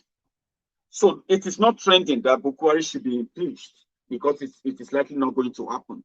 So those who are not going to make that happen are those who are benefiting, feeding fat from the killings and the destruction in northern Nigeria. They are waiting to see how that's going to play out in southern Nigeria too. So how to divide the country with ease is just for you to elect a Buhari Do you understand that now? The division is real. The division is deep. And someone said the division is, they say our hatred for one another as a country is mutual. That's new. I was talking to someone and he said, Baba, Hausas hate Igbos, Igbos hate Yorubas, Yorubas hate this, Yorubas, all of that. And it was like, it's like Muslims hate Christians. Everybody's just like, up against one another for survival. It's like the survival of the fittest. I was like, but Baba, that's unhealthy. They said, but it's mutual, Maiyegun. An average Nigerian or what have you will tell you easily what he hates about the next tribe, even though he has nothing genuinely to back it up, no evidence or anything of any damage done to them by this tribe, other than this political machination, the political division that we have to deal with all the time. Apart from that, they can't say, oh, this is what an Igbo man did to me, that's why I don't like them. Or this is what the Yoruba people did to me, that's why I don't like them. Or this is what an Hausa man did to me, personally, that's why I don't like them. And that's what my friend said. He said, this hatred, this whole thing is mutual. It's like you just accept it. Like, well, it's just who we are, just take it. Because it is mutual. It is division. It is division. You are divided. What they are telling you that you should ignore. They said your difference is your strength. There's no strength in division. You are divided by everything they told you unites you. Your religion, your tribe, your diversity. They say it's diversity. It's not diversity. It is division. If it is diversity, you would have built on it. You would have become probably an America. America is a diverse country. See how much of this competition they have in. You know what I mean? How much of this agitation they have against themselves in order to survive in America. But their diversity is pretty much their strength. You see the Black Americans, you see the Hispanic Americans, you see the Chinese Americans, Asian Americans, you see everyone all over there doing their own thing, even though they know Kukah agree, they won't agree. But nevertheless, it is still pretty much what built them to what they have today. Because when it comes to the national thing of America, trust me, they all come together as one. But when they say Nigeria, what is that thing that brings you together as one? What is that thing? That national cohesion there? Nothing. Because in practice, you know it, I know it, we all know it, that our division, our hatred, our sort of disdain for one another as a country, apart from it being mutual, there's nothing uniting about it. Nothing, absolute nothing. And whenever we have the chance of expressing how we feel about one another, trust me, many of you go AY and you go extra miles to explain how you feel about other tribes too. Because that is real. That is the real thing there. Okay? You would have respected them, or we would have respected one another if we are allowed to let this division real. I mean, if we are genuine with ourselves, with one another. It is the whole thing. Forceful, they are forcing everything together, make you feel like you can be friends, you can be this, but the ideology behind this whole thing is not uniting. And Buhari has done so well to prove that to all of us, that I can be a Southerner tomorrow. If I am a Southerner and I become your president tomorrow, I can change everybody from judiciary to police to army to everything and the rest of that, and nothing should happen. But something will happen. And that is probably the time you are likely going to begin to play my videos back and say, Maiyegun said, our division is real. Our hatred for one another is only mutual, but it's not because we are united. No, you're not. Yorubas, Hausas, Igbos, thieves, Jukons, Benues, and we are not united as a country. We're supposed to be respecting one another from distance. Do you get that now? If the colonialists didn't pull and match all of us together. So what they called unity is a mirage, okay? It's a mutual hatred. They say it's convenient for me to say I don't like a Fulani man because I'm comfortable with my Yoruba brothers and sisters. It's convenient for me to say I don't like Yorubas because I'm comfortable with my other Igbo brothers and sisters. Even though within the Igbo clan, within the Biafran clan, we still have other tribes in within too. But yeah, I'm comfortable with them because we have something in common. That should be a country. Oh, yeah, in Yoruba land, I'm a Yoruba. I mean, I can say I'm a Yoruba man because it's convenient if I'm allowed to identify as a Yoruba nation too. Because I'll be comfortable living with an Egba man, living with an Oyo man, living with, what do you call it, other tribes in Yoruba land too. Other ethnics in Yoruba land too, right? So if I'm allowed to do that, I can then therefore go ahead and respect the Igbo nation. Because if I have to go to the Igbo land, I have to respect them. Because as a country, they have their own norms, their culture, their religion, their everything. Just same way if you go to America, you have to respect the mix of culture there. Do you get it now? If you have to go to any other part of the world, independent countries, you have to respect the people, the culture, the tradition, the religion, whatever they represent. You have to respect that. In most cases, we have to even learn the language. Do you get it now? If I want to go to the Northern Nigeria, whatever name they choose to call themselves, it doesn't matter how I feel about them. But if I choose to go there, I have to respect them. If they give their own culture, their tradition, their religion and everything says, I have to cover my head, I have to watch what I say, I have to stay off alcohol and the rest of that, I have to respect that. Not a northerner coming to the Yoruba land to come and force an experience on them or force a culture or tradition on them and say, if you don't take it, you will get killed. If you don't accept us, you will get killed. Or if you don't, all that kind of violence. These are the things that Nigeria forcefully brings together.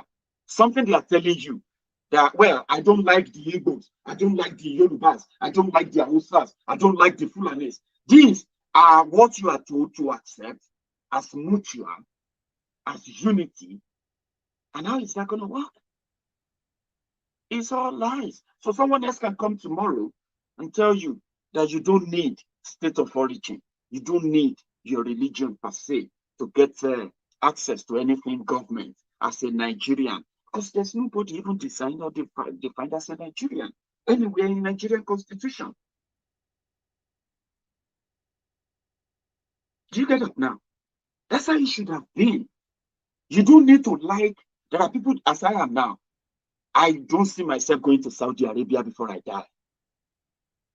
You know why? It's not because there's something so bad about Saudi Arabia. It's something because I believe that I cannot feel comfortable around there and I will respect them for it. And if I ended up finding myself in Saudi Arabia, I have to respect everything in Saudi Arabia. I can't go to Saudi Arabia now and start saying, why are they doing this? Why is this? What is wrong with these people? Why is this wrong? They should know that this is wrong. That is completely wrong. I will be violating, disrespecting them, and whatever their law says will go after. I will be punished by that. So it's better for me not to go to Saudi Arabia at all. Same thing if I say I'm not going to go to Israel, I'm not going to go to this, or I'm going to go to any religious country, or go to anywhere, or go to Russia. Maybe because of what I have been told about them, what I have heard about these places. But whatever they are, is who they are. If I want to go there, I have to respect them. Respect everything. Don't go there and start questioning it. Don't come to Yoruba land and start saying, why are they not like this? Why are they like, especially if you have to look at me and see me as an infidel. If your faith calls me an infidel, if your faith says I'm going to go to hell, meanwhile, in my own belief, I'm going to go to wherever I want to go to. If I die, it's none of your business. Then you come to my place to try to tell me that I have to change my way simply because you think if I don't change my way, I'm going to perish or something like that. Bringing religion, bringing violence, bringing other things to manipulate my people, to manipulate the citizens, and then try to change and force them to believe in where you are coming from. That is something Nigeria does to you. That is why they are telling you that you have to accept Ruga. You have to accept people. You have to accept your brothers, your land or your life. You have to accept your killers. And the rest of that. That is why they can send killers free. They can set them free and go back in and kill more people, terrorists and the rest of that. And you have nothing to do. You have nothing to say. You have to share in the mission. The news came today that they kidnapped people, travelers in Ekiti State yesterday. And then the update today said, oh, the Amotekun and the police, they managed to rescue one of the people kidnapped. So you rescue one people out of other travelers. But the story is going to die there because more people are going to be kidnapped. More people are going to be attacked on their farms. Do you understand that? So you share in that. That is what Nigeria gives to you. And when you say, no, I don't want that, we shouldn't be part of, okay, let's fix that. If you want to be part of the country, if you want us to be part of the country, treat people like normal human beings. Let those who come from anywhere, let them get to every position by merit, not because of where they come from. That is not too much to ask. That is how to build a country. But in Buhari's book, that is not how to build a country. They did a promotion for 27 police commissioners. Have you seen that too? They did a promotion for 27 police commissioners in Nigeria. And 80% of them, about 20 of them, are going to come from the Northern Nigeria. It is not because they are getting they are getting that promotion because they are so qualified. No, they are getting that. They're getting that because they are Northerners. And when you begin to scrutinize their record, you will see the agenda there is a pattern. When you go to the Nigerian judiciary right now, those who are going to continue to sit on the bar of the Nigerian judiciary, they are going to be populated by Northerners. That is not building a country. That is dividing the country. Because justices, people who are going to come in for different, for justices from these noble justices, who are going to come to the Supreme Court, they are going to come from all parts of the country. And when you get there, and you are not going to get any justice, especially if your case has to do with something that the federal government, the Fulani terrorists are interested in, you're going to lose. So where is the justice? What's that going to lead you to? It's going to lead you to self-defense, like the ESN, Eastern Security Network. That is what many of you are still going to end up as well. Okay? You see the Northerners who are accepting the killings now. They are accepting it because they are getting paid from it. They are getting paid because those who are holding different political offices in Nigeria, unqualified, they're criminals from the Northern Nigeria. They are making money for themselves. They are billionaires. I was reading a news where they said a casino billionaire is sponsoring somebody to become governor in Niger Republic. And I just laughed. I also read the news that a casino billionaire is funding the training of the Niger Republic military, even though Nigerian military is also supplying weapons and giving assistance to Niger Republic military to fight terrorism. Okay, so they said a casino trillionaire. Casino is where Buhari comes from. Casino is where the bandits kidnapped 600 school children. Casino is where the bandits also kidnapped 80 school children. Casino is where the over 300,000 citizens are currently living as refugees in Niger Republic, in Cameroon, and in Chad, as we speak right now, from Casino. Casino is where the poverty capital of the world have their president from. Okay, so this same Casino now as trillionaires or billionaires. You know why? When Buhari became president in 2015, they did something called the round tripping in the CBN of Nigeria. Those who benefited from the round tripping is when the rest of the country, businessmen, those of you who are paying for school fees abroad from Nigeria, whose parents are sponsoring to get better education outside Nigeria, and you ended up having to need forex to pay for your school fees, pay for medical bills, pay for your container that you wanted to import to Nigeria, and the other businesses. When all of you were buying dollars for 350 naira to 400 naira to the dollar, and your businesses were dying, some of you were losing your admission, some of you were dying from meeting up your medical appointment abroad, some new billionaires are being created from Daura, from Katsina State. These new billionaires are just keypad warriors, young boys and girls, little men and women who have nothing, no addresses, no creation. So they were doing what is called round tripping. And that was when you are paying 350 naira to a dollar, 400 naira to a dollar, they were paying 10 naira, 5 naira, 2 naira 50 kobo to a dollar. So they will take millions of dollars from CBN. They will now supply the same dollar into the market, where you, the legit business owners, you have to go and buy the dollars for 350, 400 naira to a dollar. So overnight, these guys became multi-billionaires. Do you get up now? It was so easy. You don't need anything. And I'm not, for those who know this story very well, this is not a make-up story. Sanusi, the former emir of Kano, the former CBN governor in Nigeria, emir of Kano, Sanusi, Lamido Sanusi, he said it even when he was still an emir. Then he said, this round tripping, the corruption in the CBN under Emefiele, Godwin Emefiele, that it is so easy to become a sudden billionaire. And at the same time, it is so easy to wreck Nigeria. And in the next few years, Nigeria will feel the pang, the brunt of that corruption that started in 2015 when Buhari became president. Sanusi said himself as an emir, a paramount ruler in Kano, he had access to phone in the CBN governor and tell him that he needed $10 million. Let's start with $10 million. And he won the $10 million in cash. So the CBN governor will never say no. Is he mad?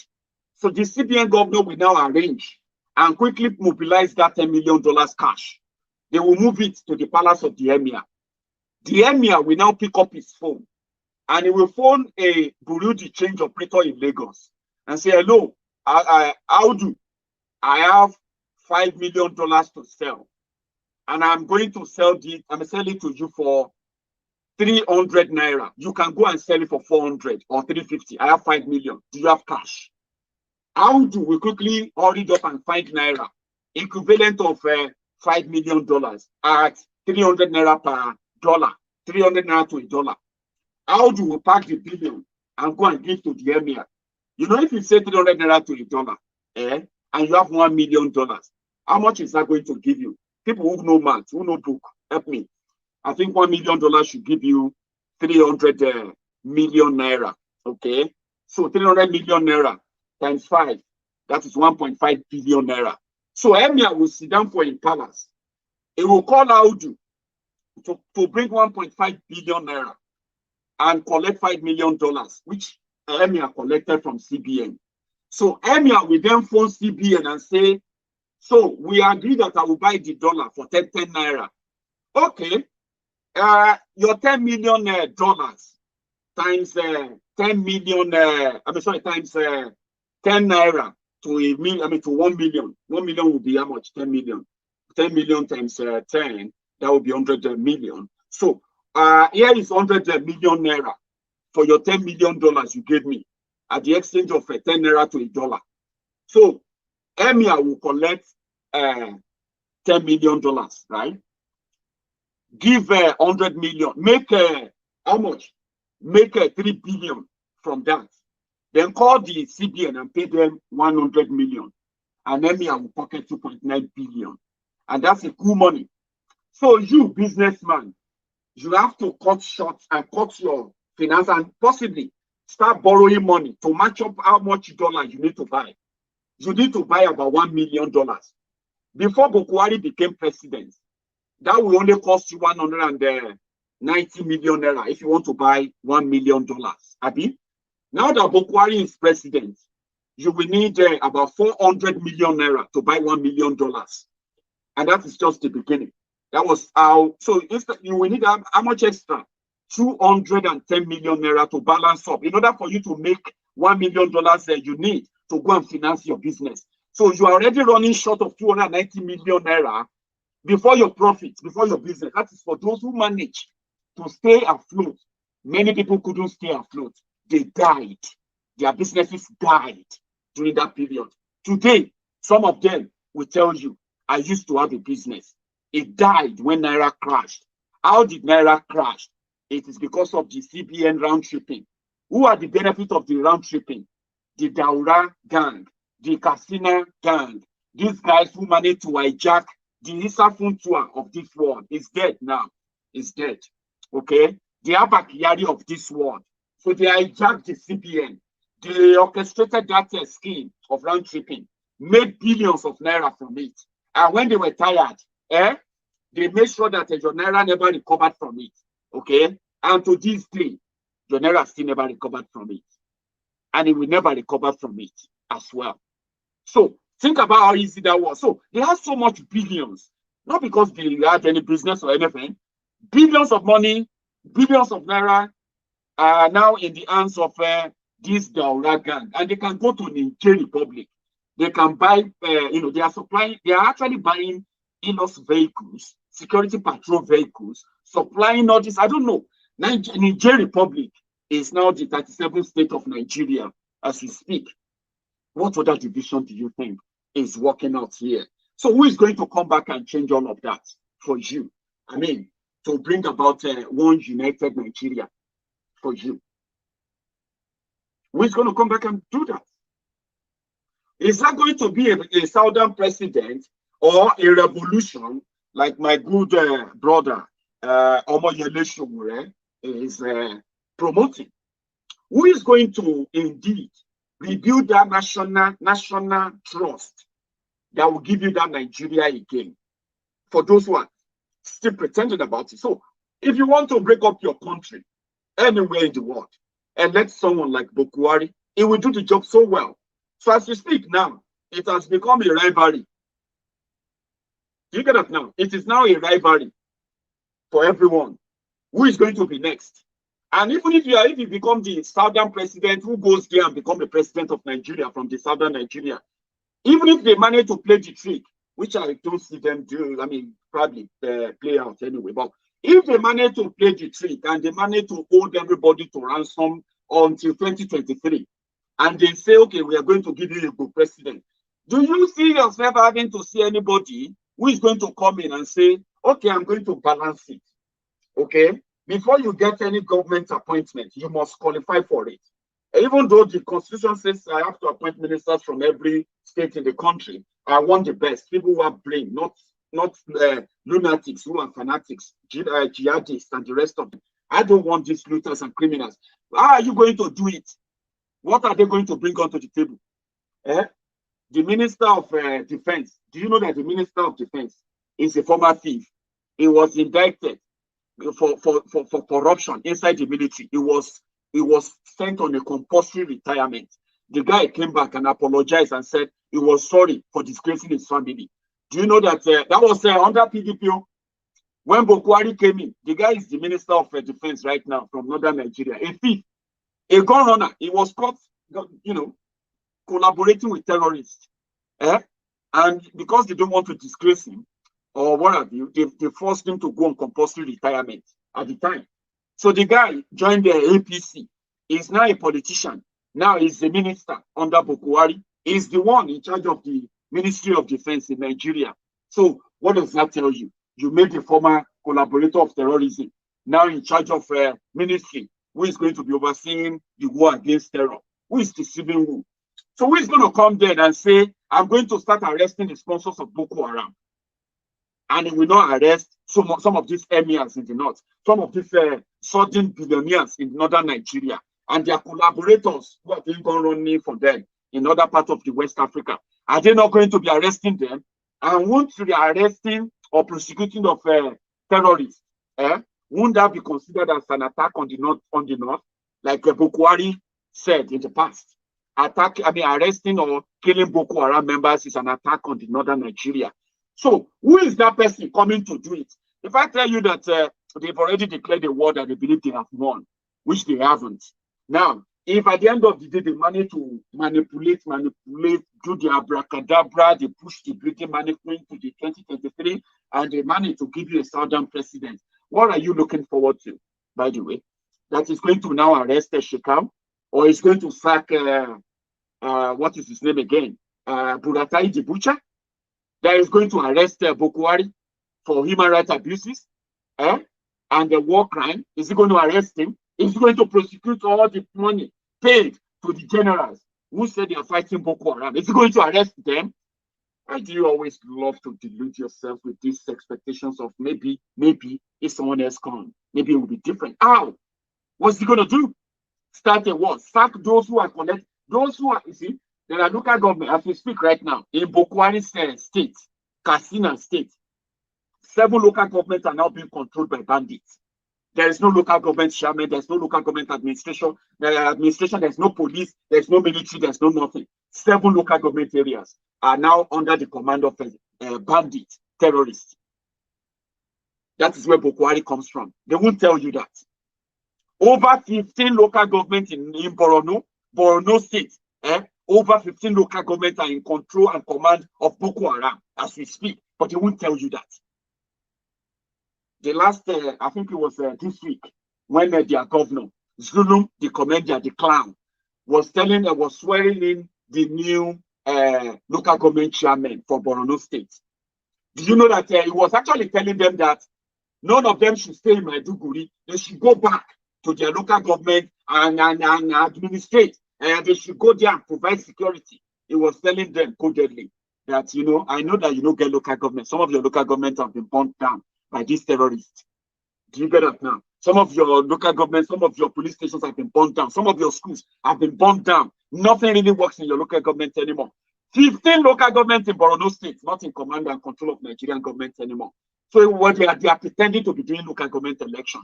They are pretending to be doing swearing in ceremony for elected local government chairman. They are pretending to be electing House of Rep, Senate from those places.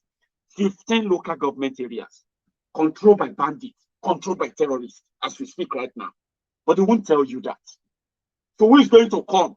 And then, because rather than send them away, the government of Nigeria is negotiating with them. The government of Nigeria is rehabilitating them. So who is going to then come and stop Operation Safe Corridor? Is that person going to come and arrest the freed 5,000 terrorists? And who is going to become the Chief Justice of Nigeria? Another tanko technicality, because they have done it so well now that for the next 40 years, except if a military happen, except if revolution happen, except something happen that collapse the entire system, the Northern Nigeria will continue to produce the IG. They will continue to produce the police, the Chief Justice of Nigeria. They will continue to produce all your military aid forever. And it is an open secret. You may not see it as anything. So when next day you have an opportunity, when you have an attack or people attacking you, you will continue to scream to those who are going to be benefiting from your death. That is what it is. So who is going to come and change that? How? Where is it going to start from? And you think there won't be a pushback? Who is going to come and do all of that? So why do you want to experience further trauma in order for you to feel like you have a country that is probably going to help you? This is where people like us don't agree. We know it may take forever. We know that it's not going to happen overnight, right? But for 2021, I don't know if Nigeria is not going to start a new civil war this time around with the IPOB as well as the ESN. I got this memo. Let me read it to you. Just to let you know that the project for the next 10 years, they are already working on it. And none of this project for the next 10 years includes anything peaceful. There's nothing peace or progress in it. More debt, more corruption, more poverty, more terrorism, and more war crime against the people.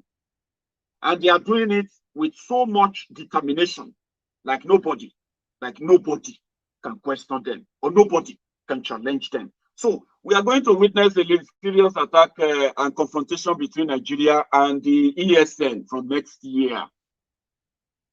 So the government that told us that it is either Ruga or your life.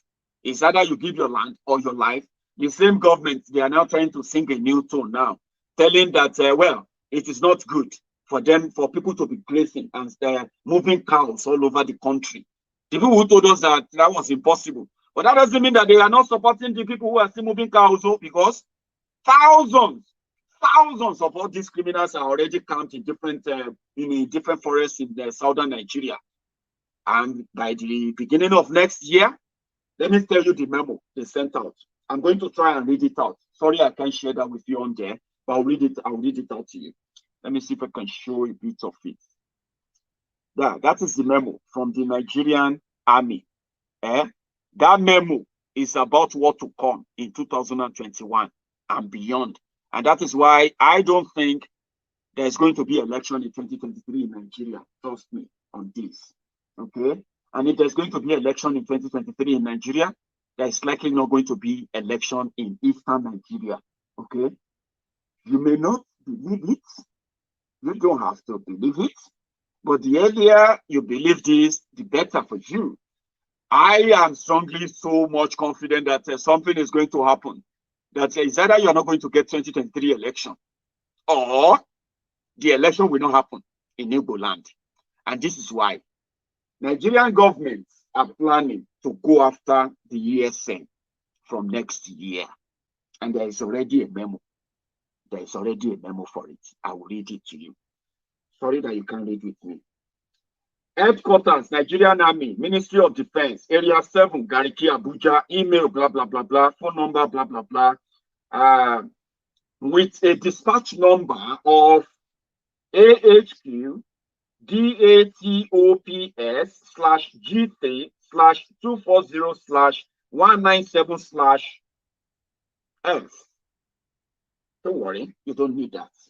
You only need the body of the letter. So here is the title of the memo. Indigenous people of Biafra scale up activities preparatory to attack on security installations and operatives, dated 16th of December 2020. So they reference with a reference number now. There's a reference number to this memo. Nigerian Army, which is NA/COAS, Chief of Army Staff /G2/86, dated 16th of December 2020.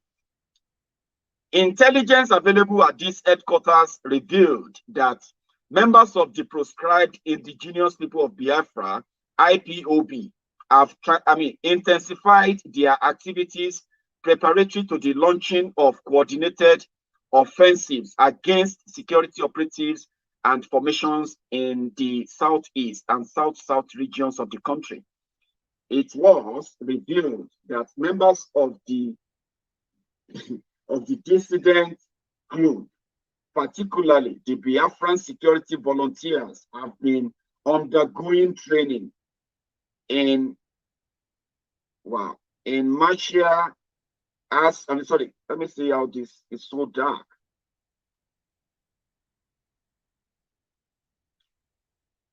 Okay. Instructed by the, okay, yeah. Additionally, it was revealed that the ex-soldiers and policemen among them were instructed by the fugitive leader of the group to await further instructions regarding the planned attacks on the barracks and other security formations in the affected regions. It was also revealed that the dissident group have concluded plans to extend the hostilities to the northern part of the country after the group has established an effective foothold in the southern part of the country. Relatedly, intelligence revealed that the secessionist group has commenced the fabrication of IEDs as well as firearms at some yet to be ascertained locations in Ebonyi and Imo State. In view of the foregoing, I am directing via the reference A to avail you with this information and respectfully request that you factor the aforementioned activities of the IPOB into your operational plans, as well as enforce contingencies to disrupt the plans of the proscribed group. Please acknowledge High Waziri for Colonel Waziri for Chief of Army Staff. Who is Nigeria Chief of Army Staff? Buratayu the Butcher. So they have received intelligence. Bunch of idiots. There is no intelligence you received. There are already videos on social media of the ESN, and they are not hiding it. They have weapons. Yes, they have weapons to protect themselves. They have. We have seen the type of weapons they have, and they are indeed producing their own. They are manufacturing their own IED explosives. You know, they are talking about bombs and all of that. So we have seen them. We have seen them with RPGs too. So it is not secret, you dumbos. But they needed to attach Northern Nigeria to it to make it look like, so that they can begin to say any terrorist attack in Northern Nigeria is done by the IPOB members. Do you understand the trick? They will make it look like, oh, IPOB members are now planning to attack the Northern Nigeria. Do you get that? Even though they are boys, the Boko boys are already doing that, and rather than for them to arrest and prosecute these terrorists, they are busy rehabilitating them, paying them money. But in their memo, this is the memo they sent to their different, formations, they call it, formations in the eastern part of the country. One sec, I want to put something on. My battery is running low. Right. So the memo they sent out there was that they should go after the IPOB members. They call them secessionists. They call them dissident groups. They call them, names as they do.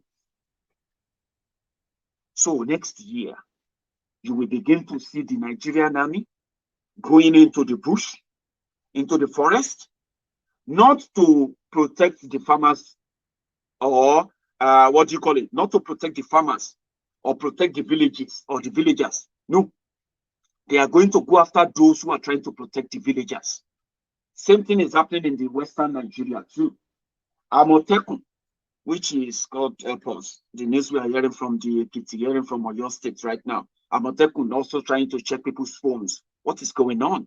So the Nigerian army will begin to go after the IPOB, ESN in the Eastern Nigeria from next year. And God knows what that's going to be. I don't know what's that going to be. So one thing they also said in that letter, in that memo, which caught my attention, is that you remember when Mazi Nnamdi Kanu told everyone who is a member of Nigerian army to resign, Nigerian soldiers, if you are a southerner from the south, if you are a soldier from the southern Nigeria in the Nigerian army, when Nnamdi Kanu said he should retire or resign, that was going to pay their salary for a whole year, that you will get whatever they are paying you will pay you the same thing for a whole year. What Nnamdi Kanu didn't tell you then was that probably he was telling them to go back home and defend their land rather than become the tool that they will use in massacring their own people, in killing their own people, or watch them or watch a terrorist kill their people when they do nothing. But it be like say those things don't happen. No. In October, when the Nigerian army, their own finance department was defending, the representative of the Nigerian army was defending their budget in 2020 budget. Among the revelation there in the Senate, in the rep at the time, was that many people retired and resigned from Nigerian army in the last 3 months alone. That they have more people who now just voluntarily resigned, or some of them just voluntarily left Nigerian army. They didn't just come back again. So after Nnamdi Kanu called people to resign from Nigerian army, some people resigned though. You see those trainings, you saw video of people grouped all together, armed and all of that. It is true that all this while that the Nigerian army were doing Operation Python Dance 1, Python Dance 2, Python Dance 3.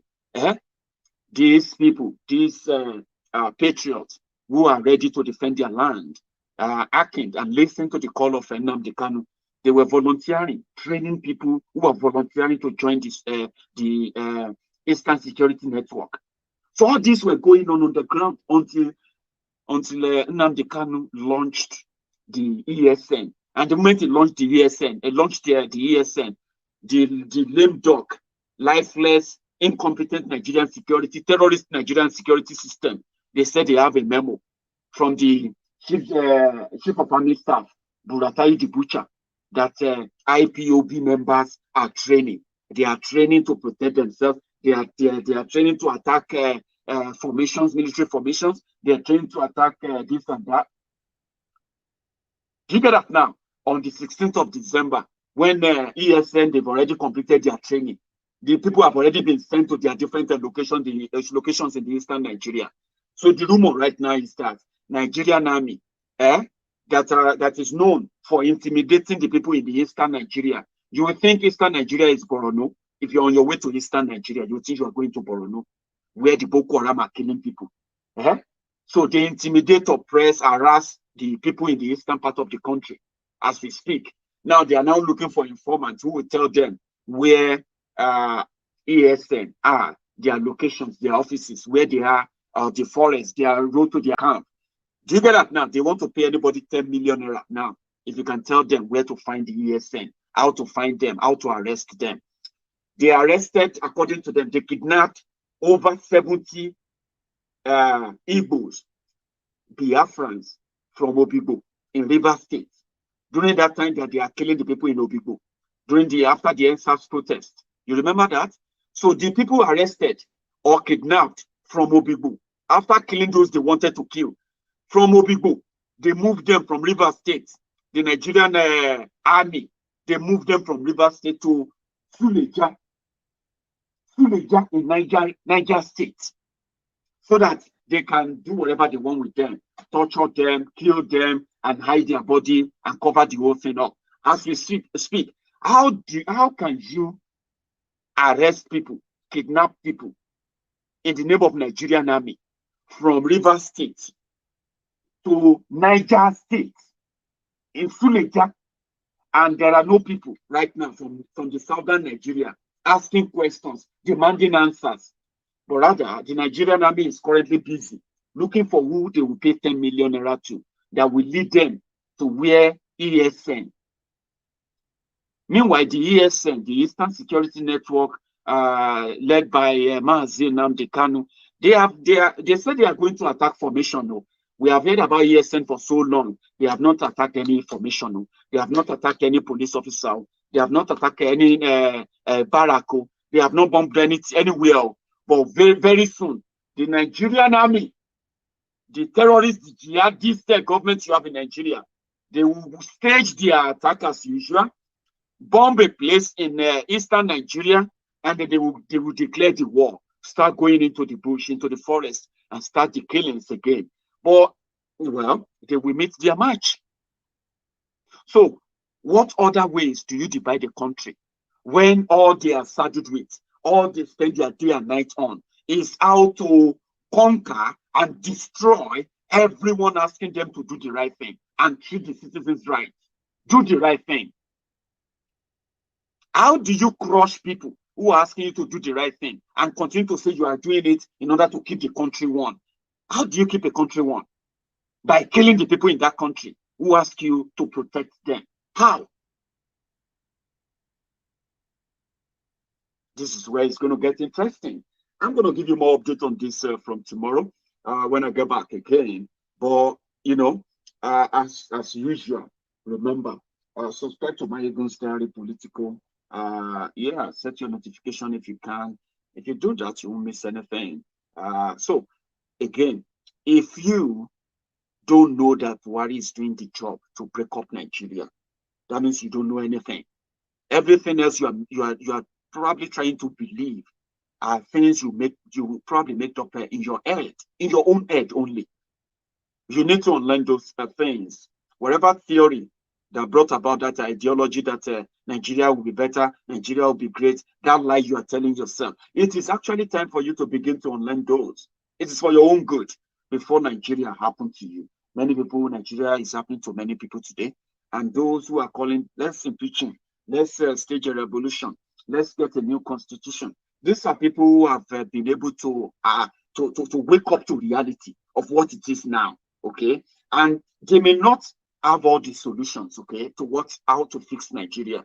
But one of the best way not to fix Nigeria is for you to think freedom. The best way to fix Nigeria is to think of freedom, break it up, make it official. Buhari is doing wonderfully well, doing the job so fantastically well. Those who are benefiting from it knows the reward of his job.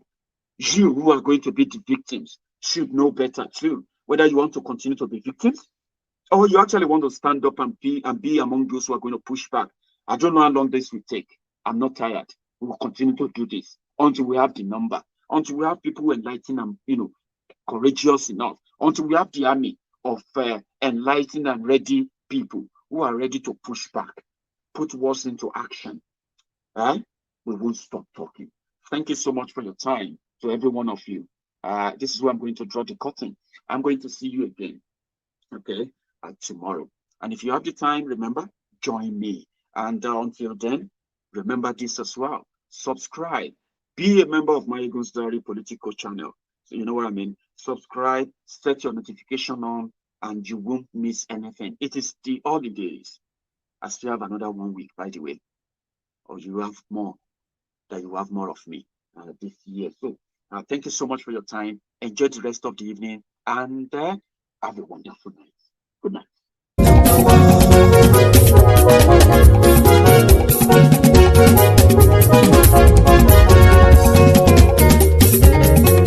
Àní ẹ̀sùnra kì í.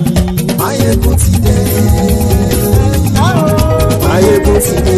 Ọ̀jẹ̀lú ẹ̀sùnra kì í. Maiyegun ti dé. Àní ẹ̀sùnra kì í. Maiyegun ti dé. Lórí Facebook. Maiyegun ti dé. Àní ẹ̀sùnra kì í. Maiyegun ti dé. Lórí YouTube. Maiyegun ti dé. Àní ẹ̀sùnra kì í. Maiyegun ti dé. Wọ́n bàbá gbé wúrẹ́. Àní ẹ̀sùnra kì í. Maiyegun ti dé. Ijó ìgbádìyẹ. Àní ẹ̀sùnra kì í. Maiyegun ti dé. Pẹ̀sìdó bá rúfin o. Àní ẹ̀sùnra kì í. Maiyegun ti dé. Kí gómìnà kówó jẹ. Àní ẹ̀sùnra kì í. Maiyegun ti dé. Ọlọ́pàá tí ń gba rìbá. Àní ẹ̀sùnra kì í. Maiyegun ti dé. Aṣòfin tí ń rúfin o. Àní ẹ̀sùnra kì í. Maiyegun ti dé. Òpùrọ́ olóṣèlú. Àní ẹ̀sùnra kì í. Maiyegun ti dé. Ọ̀jẹ̀lú ẹ̀sùnra kì í. Maiyegun ti dé. Àní ẹ̀sùnra kì í. Maiyegun ti dé.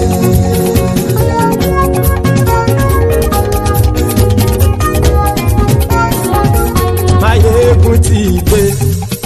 Gbogbo ọ̀jẹ̀lú ẹ̀sùnra kì í. Maiyegun ti dé. Gbogbo ọ̀jẹ̀lú ẹ̀sùnra kì í. Ṣùgbọ́n ní bá ti ṣe èyí tó yẹ kí wọ́n ṣe, ọmọ bá dèrò ní fi wọ́n níran o. Maiyegun ti dé. Gbogbo ọ̀jẹ̀lú ẹ̀sùnra kì í. Maiyegun ti dé. Gbogbo ọ̀jẹ̀lú ẹ̀sùnra kì í. Ṣùgbọ́n ní bá ti ṣe èyí tó yẹ kí wọ́n ṣe, ọmọ bá dèrò ní fi wọ́n níran. Wọ́n fowó bẹ́ẹ̀ o. Maiyegun ó sọ pé wọ́n ò bẹ́ẹ̀. Wọ́n fowó bẹ́ẹ̀. Maiyegun ó sọ pé wọ́n ò bẹ́ẹ̀. Oníkan ṣáàtì ṣe èyí tó yẹ kí wọ́n ṣe fáwọn ará ìlú tó gbé wọn débẹ̀ o. Maiyegun ti dé.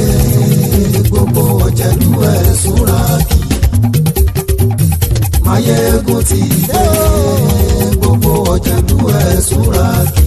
Ṣùgbọ́n ní bá ti ṣe yìí tó yẹ kí wọ́n ṣe, ọmọ bá dẹ́rọ̀ ò ní fi wọ́n níran. Kì máa yí ṣe eré, ọ̀rọ̀ yìí kì í ṣe ẹ̀fẹ̀. Kì máa yí ṣe eré, ọ̀rọ̀ yìí kì í ṣe ẹ̀fẹ̀. Ẹni bá ti lè lẹ́bọ̀ lẹ́rù o, ọmọ bá dèrò kàṣà ìtú wọn síta. Maiyegun ti dé. Gbogbo ọ̀jẹ̀lú ẹ̀sùnra kì í. Maiyegun ti dé gbogbo ọ̀jẹ̀lú ẹ̀ súnra kì ṣùgbọ́n ní bá ti ṣe yìí tó yẹ kí wọ́n ṣe ọmọ bá dẹ́rọ̀ ò ní fi wọ́n ní.